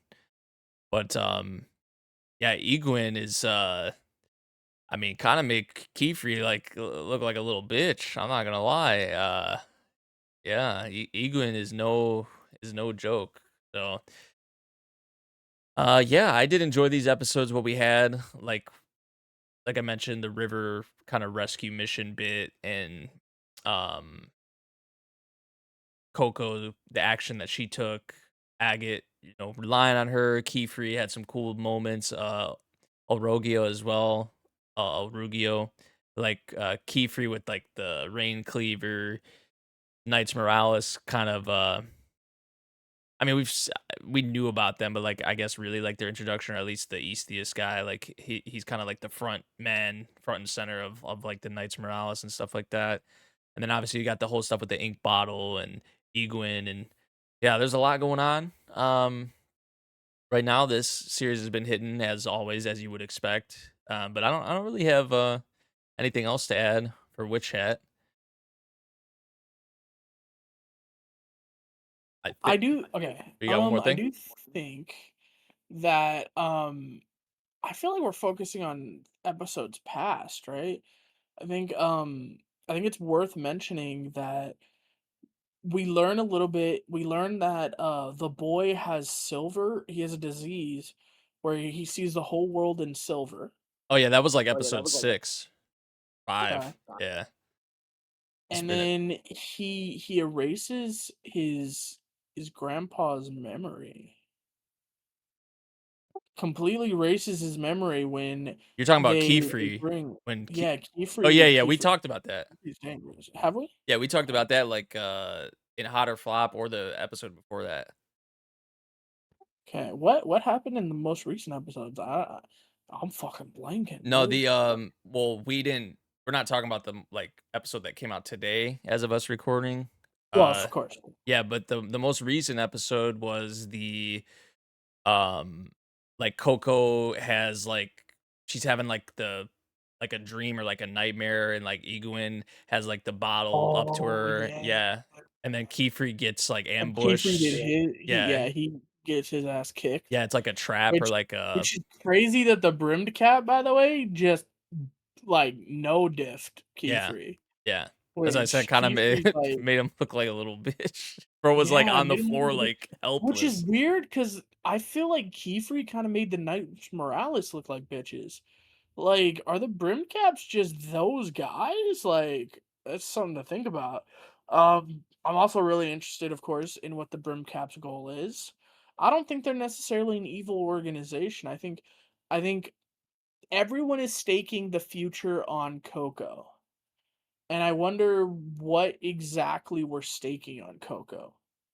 If it is just that we want magic to be with the people again and like to service the people more openly and for everyone to be able to use magic again, or if it's something like the people at normal witch like school or whatever, the normal witches, the non-brimmed caps, they don't enjoy magic anymore. It's so strict and regulated that like there is no enjoyment in magic anymore. And maybe they wanted Coco as a vehicle to be like, no, magic is meant to be enjoyed and something that we love and like that we spread to the people. And I'm just super curious in what like the overall themes and thematic like context we're gonna get for this story currently, I think, is what I'm big on right now. I think for me anyway. Yeah, I think, I mean, I think I spoke about it actually earlier in the season, like, the position that Coco's in, like, she was kind of in I mean, even still now, like, she's kind of in a position where she's kinda like I think I put it she's kinda like a seed, essentially, right? And that, like, the brim caps, but then you also have, like, maybe Keyfree in them, right? Like, like, these different sides where they can kinda, like you more so like the brim caps, but they could, like, mold or use, you know, Coco however they want, really to their own benefit. That's kind of what they're trying to do. Um, but yeah, like, in terms of, like, the end goal or, like, right, what's the big picture kinda thing, yeah, I'm with you. I'm, like, wondering what that kinda looks like, trying to piece that together. But, Yeah, but this is definitely a series.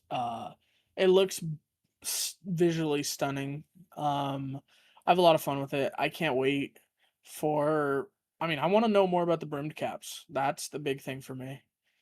I also want to know and Kiefer. reveals the backstory, yeah. And, like, is Yeah. there some maybe, like, connection, um, you know, with like Coco, right? Potentially, like or like a similar scenario, right? Um, where there's that kind of like attachment to it as well. Because obviously a very drastic situation with Coco and what happened with her, and the way Keyfree is about it, like it's potentially even worse than what we saw happen, with Coco, right, and her mother. So, but yeah, we'll see what happens in the future of that one. Next up, Yeah, for sure. and Now the big thing.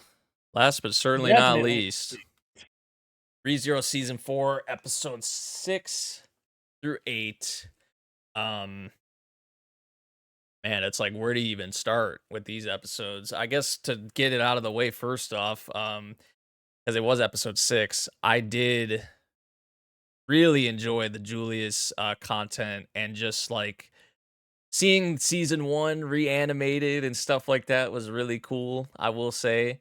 Um, and I was wondering like when that episode started out like that, I was like, okay, like they're gonna somehow bring this full circle, and how are they going to do that? Because like you had some of that dialogue with Julius at the beginning, but you didn't like get the rest of it, right? Um, and I did really like just what we had with that episode, and I mean this is what we've been talking about um with Julius in his current situation. Is that Subaru's kind of his last kind of just thing in general, person, whatever you'd want to say, that he's kind of holding on to. That's why the newer content kind of sucks for him even more so, which we'll get into. But um, yeah, Julius, what did you think? What did you think about like the content with episode 6? I remember episode 6. Julius had his pride shattered. Yeah, which He, was to be expected. He was gonna get which smoked. to be expected. He was Yeah, up against Reed. But it was more like Reed dissected him as a person. Like, yes, Julius lost the fight, but he's on the verge of losing the war as well. He wasn't just beaten, he was told that he was insufficient. He was beat down and he was said, "You're not worthy of being a knight." And Julius's whole personality, his whole every part of his being is put on the fact that when you look at the kingdom, the greatest swordsman is not the greatest knight, right? Everyone agrees Reinhardt is the strongest. He is a knight and he is the greatest, but he is not the greatest knight. That title goes to Julius. He is the greatest knight. He is the most chivalrous. He is everything a knight should be. And Reed says, "No, you're not. You're not shit. You're not a knight. You're not even a man. You're a bitch. That's all you are." And he beats him down and shatters his pride. He stomps on it, the core of his being, and then tosses him aside. And then proceeds in kind of the most messed up way to lose to Amelia yeah, immediately after. And then Julius hears this. Fuck. So he does the same thing that Subaru does and fights a battle he can't win. Literally, the parallel is clear as day. This is exactly Subaru versus Julius, but now Julius is on the losing side, yep, where he gets beat down. He knows this isn't a fight he should do.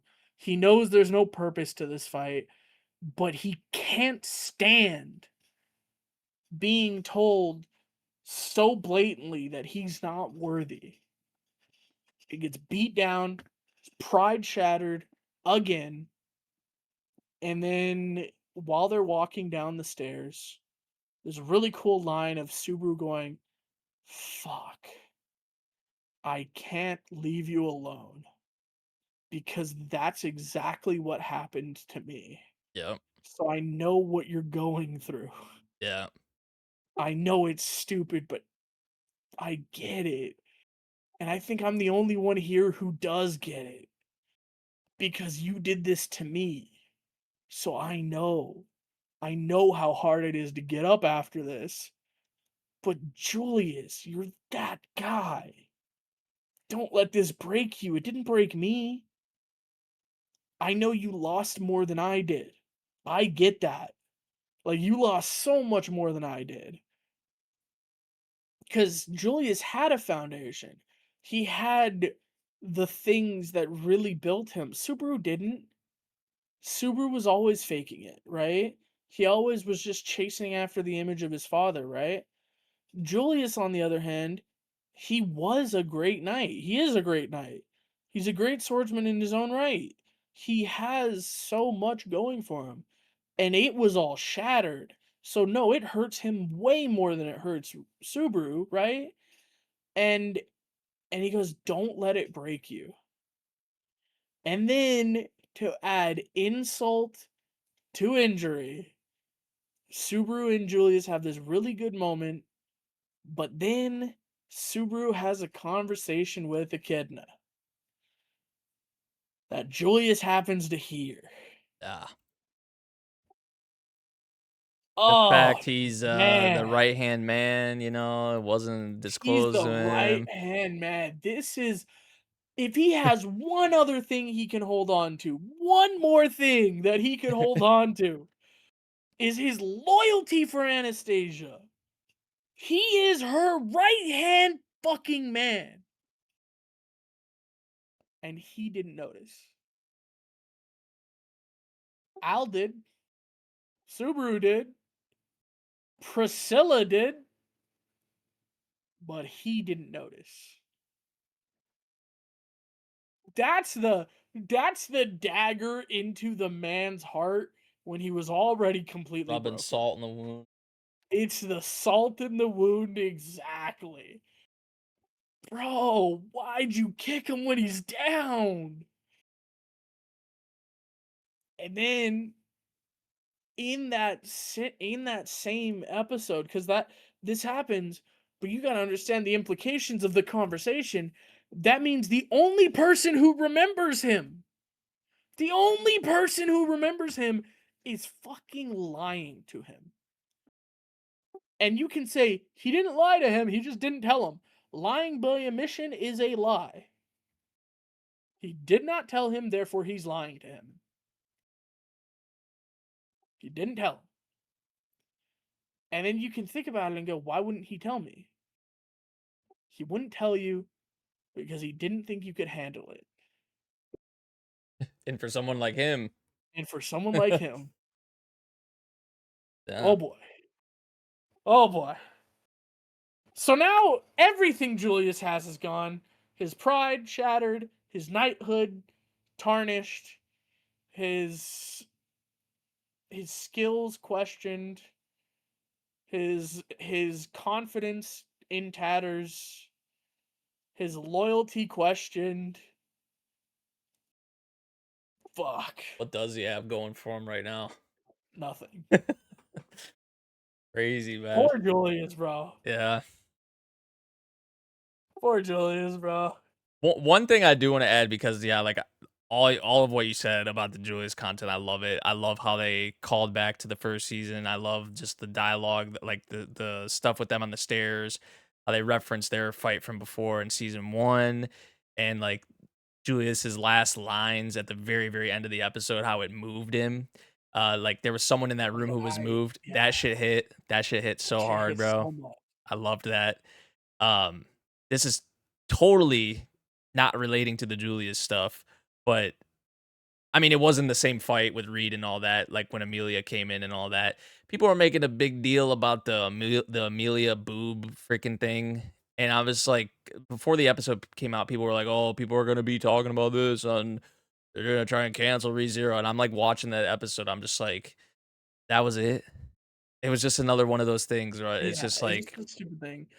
if Did you've watched anyone enough even anime, that's it's happened in Yeah. like so many anime ever. Like, you know, it's just I gotta ask, was anyone upset at that? I don't think I don't people yeah, were, were bro. they? Yes. No, I know people were saying that people are gonna be upset, but was there anyone that was actually upset at that? Yes. Yes. Really? Yeah. Hey, that goes to show. Hey, if you want to know about the actual anime fandoms, that's Nate. I had no idea, bro. I didn't see nothing. Okay. Yeah, well, there was like people were upset about that, but then also like there was like some legitimate criticism, I would say, probably from like novel readers and stuff with how like Amelia's character is written and how she's like um what's the word? She's like innocent and stuff like that. And I guess people think like the author kind of uses her because she's innocent to have like these scenes that are like questionable and stuff. So the people are kind of trying to say the author's like maybe a little freaky for that. So that was I another don't. thing I was reading. I think that's one of those things that people need to understand. Amelia's a 14-year-old girl. Okay. She's not gonna think about some of these situations the same way. That being said, the author putting her in some of these situations, maybe you can argue. But like at the end of the day, she's a 14-year-old girl who was frozen in ice for what, 100 years.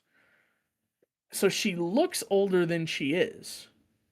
Like if we're talking about purely how old she is, I think she's like what, maybe I think she's 14, right? Because she was 7 when she was frozen, and she's 100. So she's like 14 now, right? Like that's it. Like how long she's actually been out of the ice. And she's been heavily sheltered. Like she's very sheltered. She's very young. I it's one of those things where we have the worldly experience and knowledge to sit there and go, that's a little bit weird. But for her, she doesn't. And so she's not gonna react in any funny ways. She's not gonna do the she's not gonna do that, okay? She's not gonna slap someone. She's just gonna be like, I don't get it, but I won the fight though. You know? And I don't think that's inherently wrong, but I it would be bad if Amelia was put in these situations more often, but she's only been in these situations twice. And one of them was Regulus, and he's a freak. He didn't even he just said, "Oh, pretty face, I want you." And so yeah, I guess you could say, "Oh, that whole situation was bad." It was, but I don't think it focused on any the sexual nature whatsoever, except for like the one time saying, "Are you a virgin?" And she's like, "I don't know what that is." Yeah. You know? And then there's this, which okay, I'm gonna be honest. Did you ever what's it called where you fuck it? Okay, maybe this is just me. Were you like bro, I don't know. I'm just saying I've done this before. You know, the there was a thing in my school anyway where the guys would go and like scoop a girl's tits and run away like ha ha, ha, I did the Oh thing. yeah, Yeah. yeah, when we were younger, people Yeah, did that that's all the something that time. bro, kids do. Yeah. So like you Dudes would can do look at that to that and go, dudes too. They'd be like yeah, bean dudes would do dip. that They'd be to like dudes bean dip or too. whatever the hell they would say. Yeah, bean dip or whatever, or they'd fucking like do a nut tap and be like, ah, bitch, Yeah. get fucked. Like Yeah. it's something that happens, bro. So like she just went, okay, I don't get it, you know.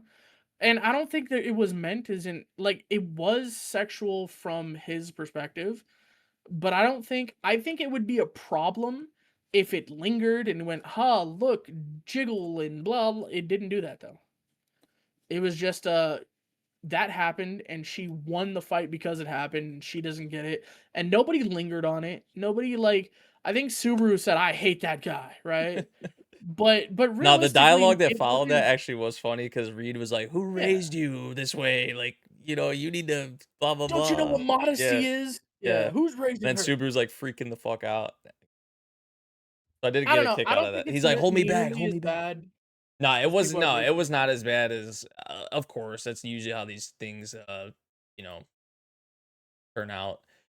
I did want to mention that though, because it was in that episode. 6. But yeah, like you kind of mentioned the stuff with episode 7 with Anastasia and Subaru and stuff like that. Um Also kind of episode 6 and 7 focused a whole on Julius for sure. And I mean this season a lot has focused on him, but especially lately I really have been enjoying the content with him because I feel like Julius has been um a character for me that in comparison to a lot of the other characters, I feel like he hasn't took that next kind of leap for me in terms of like reaching the upper higher tiers of like, my favorite characters in the series, right? But with this content, I feel like depending on like execution, like as it goes forward and the payoff from a lot of the shit he's going through now, I feel like because I'm sure he's gonna bounce back at some point, you know. He's not gonna stay down like this. They can't keep him down like this, I feel like, for forever. So yeah, I've been enjoying the Julius content, but yeah, the elephant in the room, the The elephant in the biggest the room, the biggest thing we have deal. all kind of Yeah, skirted around and not mentioned. the biggest deal with episode 8 especially, but also even the very end of episode 7 of season 4 is yeah, we're are essentially in a way starting over again in the worst possible situation you could probably think of. Um and I just want to say this.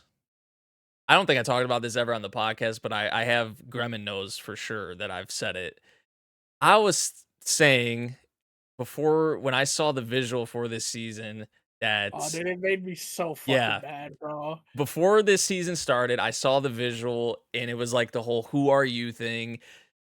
Subaru's the main character, so he's front and center. It made sense, but like I don't know, I saw the "Who are you" right behind Subaru, and I'm like, okay, there's gonna be some memory loss, amnesia, type thing going on, and that's not even really a surprise in itself either because the author does use it, quite a bit in the series, right? But I don't know, man. It was just the way Subaru was like the look on his face and the visual and like the words like right behind him front and center. I was just like, I think it's gonna revolve around Subaru. And that was before the season started. And Gremlin was trying to like say, like, oh, the "Who are you" could be referring to, who's in the background of the visual because there's like the giant like dragon thing. There's like Reed, and I guess it could apply to a lot of things for sure. But my mind first went to, and I think it's because memory loss and amnesia and stuff like that is such a big thing in this series. That's why my mind first went there. And also in the back of my mind, I was like, okay, it would be by far the most interesting character, of course, to have that centered around is Subaru. And I feel like as we saw in episode 8, this is why. This is why right here, what we're going through right now in this series. Um and the whole situation, how we're in the tower, uh just the conditions of the tower and the situation with various characters, especially like Julius with obviously his um memory law or his the people around him. He got his the memories eaten and stuff like that. Um, I mean, what else? Just there's so much. There's so many factors and so many relationships that Subaru has built up. So many connections, right? People rely on him. People look at him as the guy. Like they're turning to him and wondering like, what's the next move or what are we gonna do? Here. And now that he is pretty much, you know, starting fresh from where he walked out of the convenience store, right? It's like the very beginning, season 1 Subaru, except this time he like I feel like the beginning of season 1, what was pushing Subaru was Amelia, right? Like that was kind of what he latched onto at the beginning of season 1. But now in this situation, in this arc, in the tower, he doesn't really have that. So he doesn't really have anything here. Um, at the very start, I feel like it was nice that, like, it came across nice, right? Just the way that although it was kinda sad, more so, like, the other characters' reactions, like Beatrice's reactions, Amelia's reactions, because the whole contractor bit with Bayako, and then Amelia was called Amelia-chan, and then, like, that shit hit. I was just like, "Ah, fuck, dude." Like, "We're really doing this, Oh, yeah, man? We're Amelia Chan really instead of yeah, Amelia. yeah, we Crazy. really gotta go through this."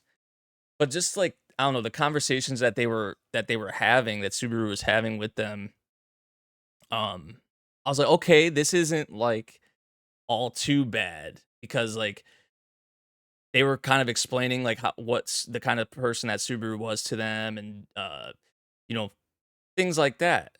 But how quickly I feel like things went south, and how, especially thinking about how this is season 1, beginning of season 1 Subaru, and he has nobody he can trust in this situation, even with what they've, like, told him. It's just yeah, it's just brutal, man. It is just I don't know. What do you got to say? Because This is fascinating. This is such a good dude, I love this so much. I remember reading this for the first time, and when you think about it, like you said, when Subaru first came to this world, he got his ass kicked. He got mugged, but felt ran past, and everyone looked away for a second. Amelia came by and saved him from his ass beating, right? mm, And instead of continuing after the thief, protected him, stayed with him, gave him a place to rest, really looked after him, and then said, "Okay, I'm sorry, I gotta go." And he said, "Wait, I'll help you." And so, they hit it off naturally, and this horrible thing happened, and he goes, "Oh, that's really unfortunate. I want to save her." So he had an objective immediately, right? yeah, What's different here, and you may say, "Well, isn't this a better foundation?" It's not, though. This is him waking up. His body is malformed. There's something wrong with his arm. There's something wrong with his leg. His body is different than he remembers because the first thing he actually mentions in the novel, in the web novel, I have not read the light novel. Don't fucking come at oh me. no. But the first thing he mentions in the web novel when he wakes up and he goes, "My body feels different." He's like, "I feel more toned than I was. My muscles are bigger. Like, this is weird. My body doesn't feel like my body." Think about that. His body doesn't feel like his body anymore. Something wrong with his arm, something wrong with his leg. And the first thing he sees is two people sitting there saying, "We're your friends, trust us. Don't worry, you've been here a year." And they tell you about this fucking magnificent person. They tell you all these stories about how you've done so much good and you're this hero to them, and you've saved them, and you're this figure of repute, and like you've done so much good. You're this idol in their eyes. Their eyes are shining when they're telling you these stories. You're like, "But I'm just a normal person. What? I don't what?" Now like instead of being compared to your dad like you had been for so long, you wake up in this new world with an unfamiliar body, and you're being compared to yourself. This figure that you can't even imagine, you know? Mm, And you're going and you're seeing everyone's reactions. Because it would be one thing if it was Betty and Amelia, but it's Betty, it's Amelia, it's Patrosh, yep, it's Ram, it's Anastasia, it's every single person except for Maylee and except for what's her name? Shala. Why am I forgetting? Shaula, who are looking and they look at you and they get a little bit deflated. Like, it's not you. It's like, I'm me. What are you guys talking about? Right? And then you see this on everyone's face. Everyone is disappointed that you're you and not you, right? You're this. You're not you. And it's like, what the fuck did I do? Like, Yeah. I don't even know what I'm being compared to. Like, what the hell is going on? And then w- you get taken into this corner by Ram, pushed against a wall and said, "What the fuck is going on? Please tell me Stop what's going fucking on. around. Stop fucking around." And he's like, "I'm not. I am more confused than anybody." And of course, he's trying to keep this happy facade to make everyone not feel worried. But how confused do you gotta be in this Oh situation? yeah. And then after like Ram saying that, and then the other Yes. characters you overhear them talking about Well, you, that's the first that time. too. But the first time, then he gets pushed, and we heard the push. He Who felt the pushed him? push. Who pushed him? He gets pushed. He falls, dies, wakes up, and he goes, "Oh, that was a prophetic dream." And then you start to feel, man, I'm an asshole. I've been using these prophetic dreams to like control these people, and I didn't tell any of them about that. So I'm keeping it a secret for some reason. So am I really even a good person? And then you go about the mundanity of the day, you replay the day again, and then, like you said, at the end, he overhears them saying, "We can't trust him. He's not Subaru. Yeah. There's no point in trusting him. All this There's shit no adds point up. in This would drive any person insane. everybody." And then, instead of getting pushed this time, because he doesn't get pushed this time, he heads up to Reed. And Reed fucking, he's in a bad mood. He just got done with Julius, right? She's like, "Why the fuck are you here?" And he's clearly in a bad mood for some reason. It beats the fuck out of you, kicks you Dude, he out, was and says, like "Don't diddling come his back." heart too, wasn't Yeah, he? he played with him like he was a toy. Yeah. Kicks him out and says, "If you're not serious, don't fucking come back. Why the fuck did you come here?" Kicks him out. Super's like, "What the fuck is going on?"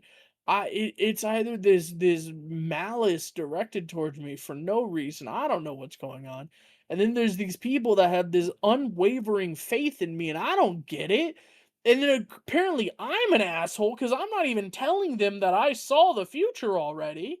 This hurts. I'm in pain. I'm scared. Nobody will give me a hand or like help me because they expect me to be helping them. I'm letting everyone down by existing.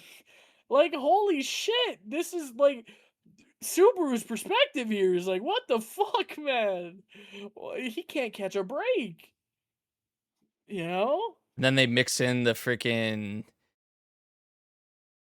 parts from his the last bit with his mom and the dishes and stuff like Yeah, that. They mix stuff like that in, and it's just like yeah. People don't realize Subaru had a goal the whole time. In the first time. The second time, though, the first thing he thinks about is, I didn't even say goodbye to my mom. I was an asshole. I didn't do the dishes. I didn't rinse out my mug. I left. My mom, I didn't even say goodbye to her because I figured I'd be right back and I didn't want to be scolded about the mug and what the hell and why? I'm a bad son. I can never go back. I can never help them again. I'm here. I've been here for a year. My body's not the same. Nobody trusts me. Everybody trusts me. Everyone has this unusual faith in me, but they're sad when I'm around. My existence makes them sad for some reason. I was just killed. I'm in pain. People are hitting me, beating me, just everything, man.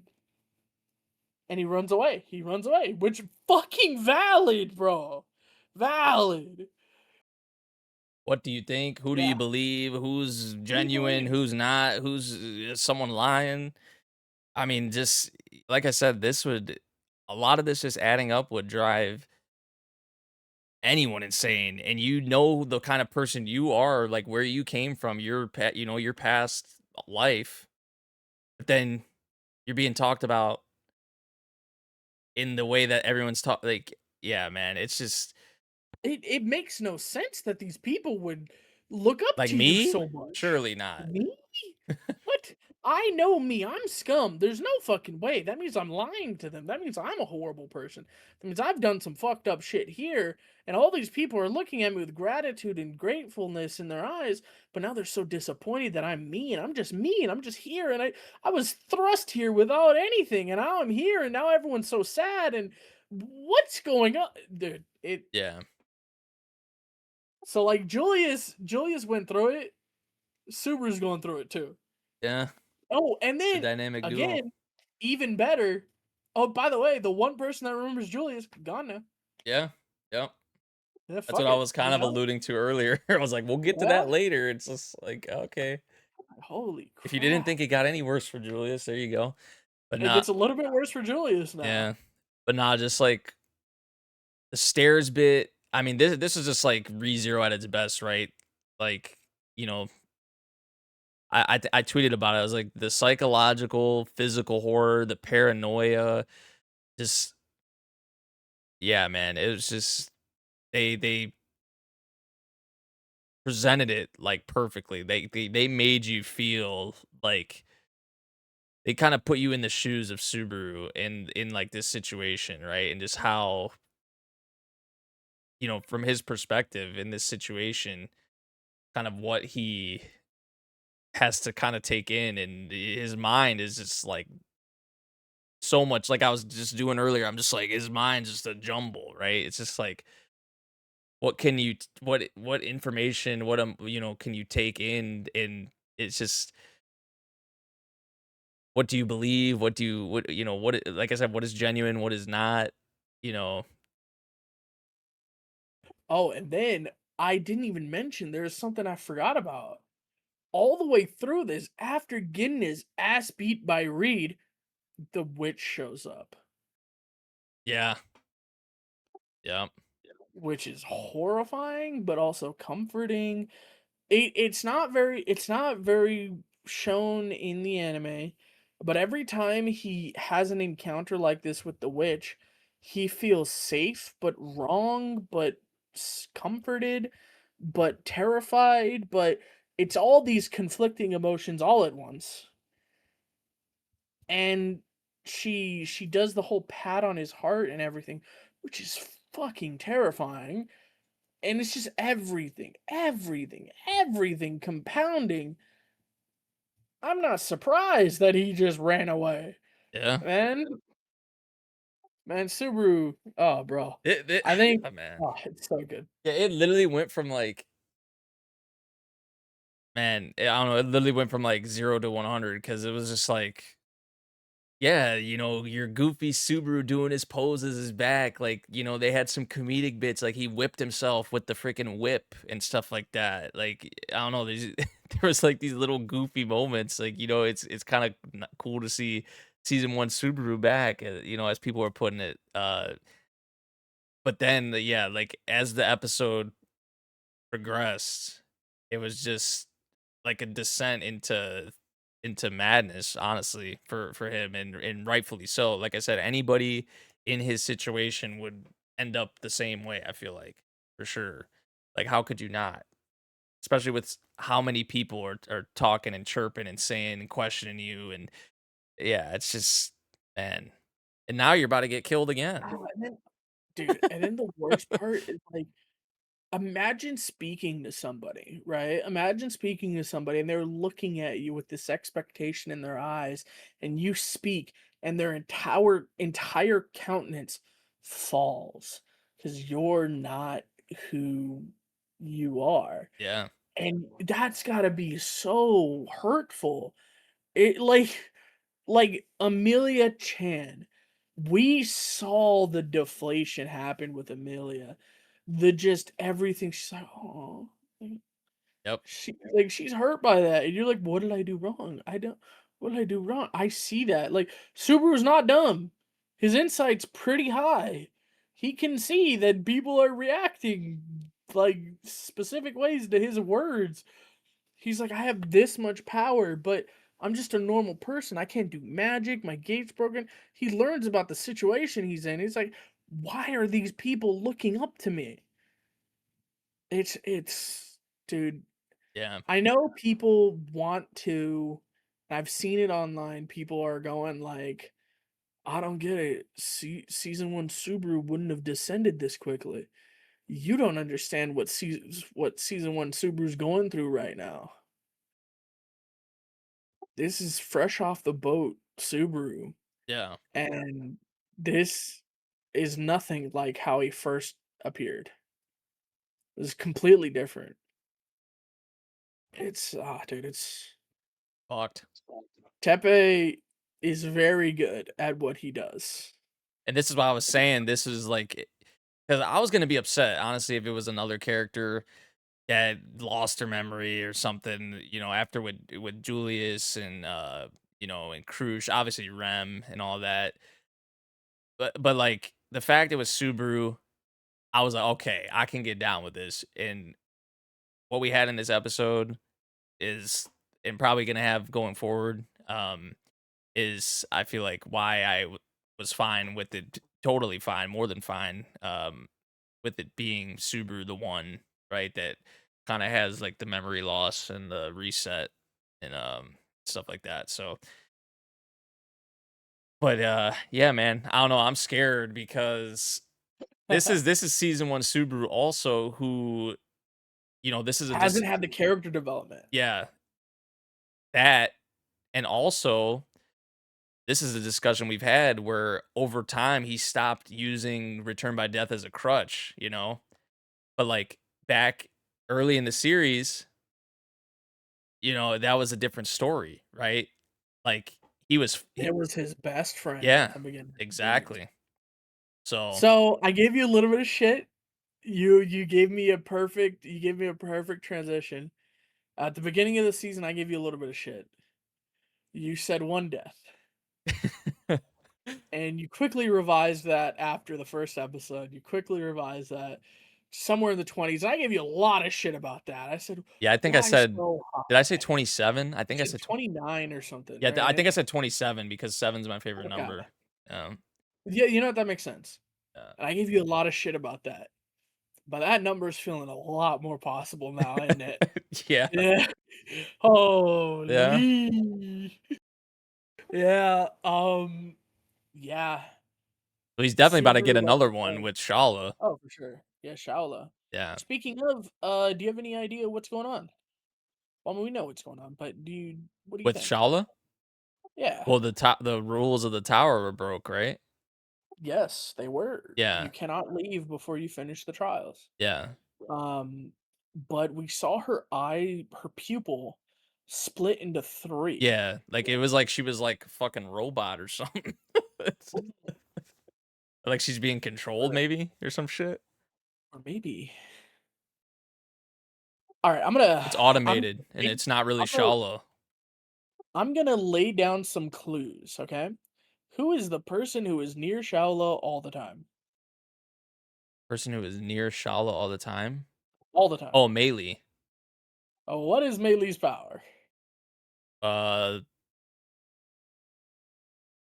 summon what? Mob Beast, right? Or Control. control Mob But Beast. Yeah, it's Ma Beast friendship. yeah. And who is the person clinging to her the most?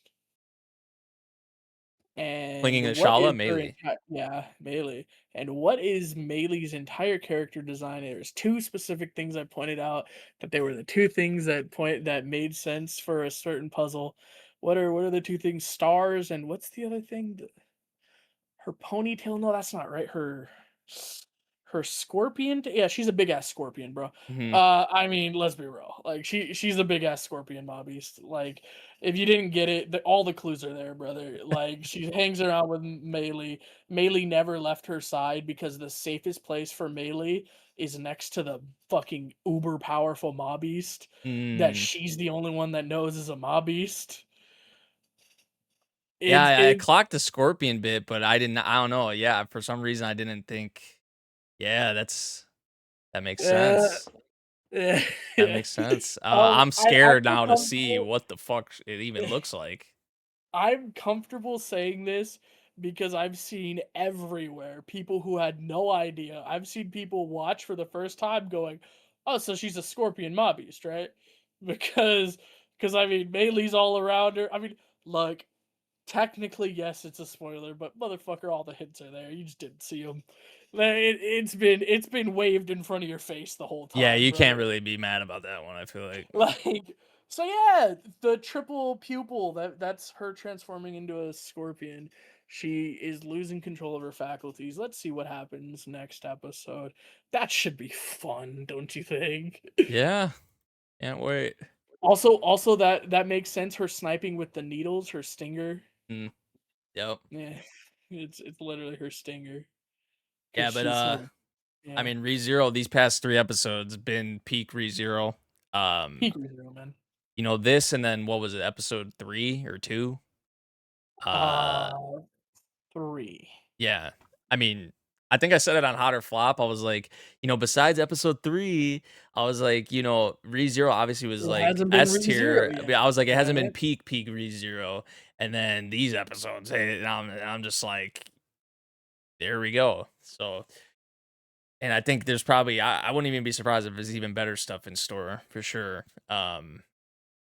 So yeah, a whole lot Tim, going on in ReZero. the best way I can say it, and what's been said every single fucking episode. You saw it. You were mad. Welcome to the start of Arc 6. Dude, I'm like, that was OD. Dude, it's such a meme, dude. Yeah. That being said, this is the definitive. Like, if you want to say nothing else, now this is the start. This is it. We're now into this. This is where shit picks up. So yeah, if you were disappointed like my fellow co-host was, that this didn't feel like ReZero yet, or not peak ReZero, yeah, we're back. Yeah. We're here. We're back in. We're in it now. Just gotta let the ride take you and see what happens, you know? Oh, great stuff. As Uh, always, really. Um, uh, yeah, I had to save obviously ReZero for last. And oh, dude, we had to. yeah. So How long did we talk about that? Just out of curiosity. for ReZero, about 40 something minutes to be Ooh, expected. it's actually the most. Yeah. Damn. Not surprised by that. Damn. But Yeah. yeah, that's about it for our episode 79 of Off the Binge. A bit of a longer one than we Yeah, have bit been of a doing longer recently. one for maybe more so than you would expect for 2 people, but that's all right. We did talk about a lot of freaking episodes in We here. did talk about a 2, lot of 3 stuff. 2, 3 weeks worth and trying to highlight as much as we could and tackle as much as we could. So hopefully y'all appreciate that cuz and hopefully we made it up to y'all a little bit cuz we didn't upload for 3. 3 weeks. So, yeah. Had to come in with Hopefully. some more for you guys. Yeah. Thank you for watching if you are. Sorry, we shit happens, man. Life happens. Moving, jobs that take him outside of the state.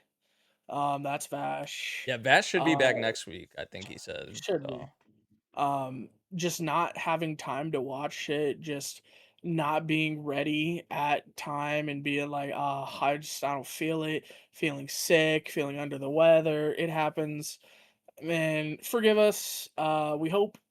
I told the boys every single week on the day. I said I don't want to miss this week. We already missed one week. We can't miss another one. But sometimes it just doesn't work that way. So yeah. Hopefully this won't happen again. I yeah, mean, hopefully we're back to regularly yeah. scheduled programming. We might miss a week here and there, but hopefully we don't miss a stretch again. That's really rough. Yeah, I It agree. felt bad for everyone. We all wanted to be here, but it just didn't work out, timing and everything. So, but this is a 4-hour episode, so you know we did a little bit. I can't wait to see if anyone has anything to say, if anyone's upset at me in the comment section for saying too much. Because I do that, and I did ramble quite a bit this You episode. I were felt like warned. You were I warned. was. I was. I do feel like I talked a lot this episode though. Oh my god. I mean, I 4 don't hours. for certain things, I feel like, but Certain things for sure. no, I appreciate your insight on especially, like, stuff like Bookworm, which I expect you to ramble for that one, I'm not gonna lie. I love it. I Yeah, love it. I ReZero, of can't course, which no, Bookworm especially I appreciate because there's a lot of stuff even from, like, previous seasons and like, that I like because I haven't watched those previous seasons in a while, so, like, when you even reference things from the previous seasons, like, it's helpful, so and I'm sure other people find it helpful as well, so and there's certain things I yap about, and we yeah, it gap. Hey, we happens. gap. When you're We love it. passionate about this shit, it happens, right?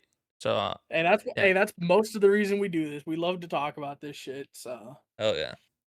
But alright, guys, anyway, that's it for this episode. We'll see y'all in the next one for episode 80, and we should have a three-man team, I believe. I don't know if maybe Neko will come through. I don't know. She's been teasing us. That was, like, a month or so ago. She was she teasing us, has been but teasing us that she was gonna show up. Then again, she hasn't been doing her own podcast. Yes, shots fired. She missed a week, so I got to get on her about that. It's been 3 weeks since she put something up as well. That means that she's missed a week. I think she's supposed to have another one come out this week. If she doesn't, though, there you go. I'm telling you, she told me she was. So I mean, she's messing up. So no, I'm joking. Nah, check her out though. She's awesome. Check out Nate. I don't know if he's gonna be streaming again, maybe, perhaps. who knows? Um, but yeah, thank you for being here, listening to us ramble about shit we love. And sometimes we say shit wrong. Sometimes we mispronounce things. Sometimes we misremember things.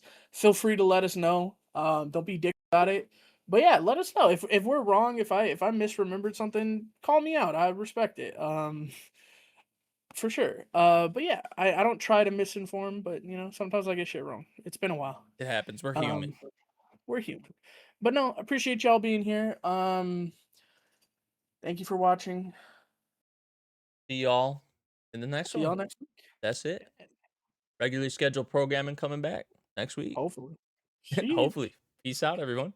Peace out.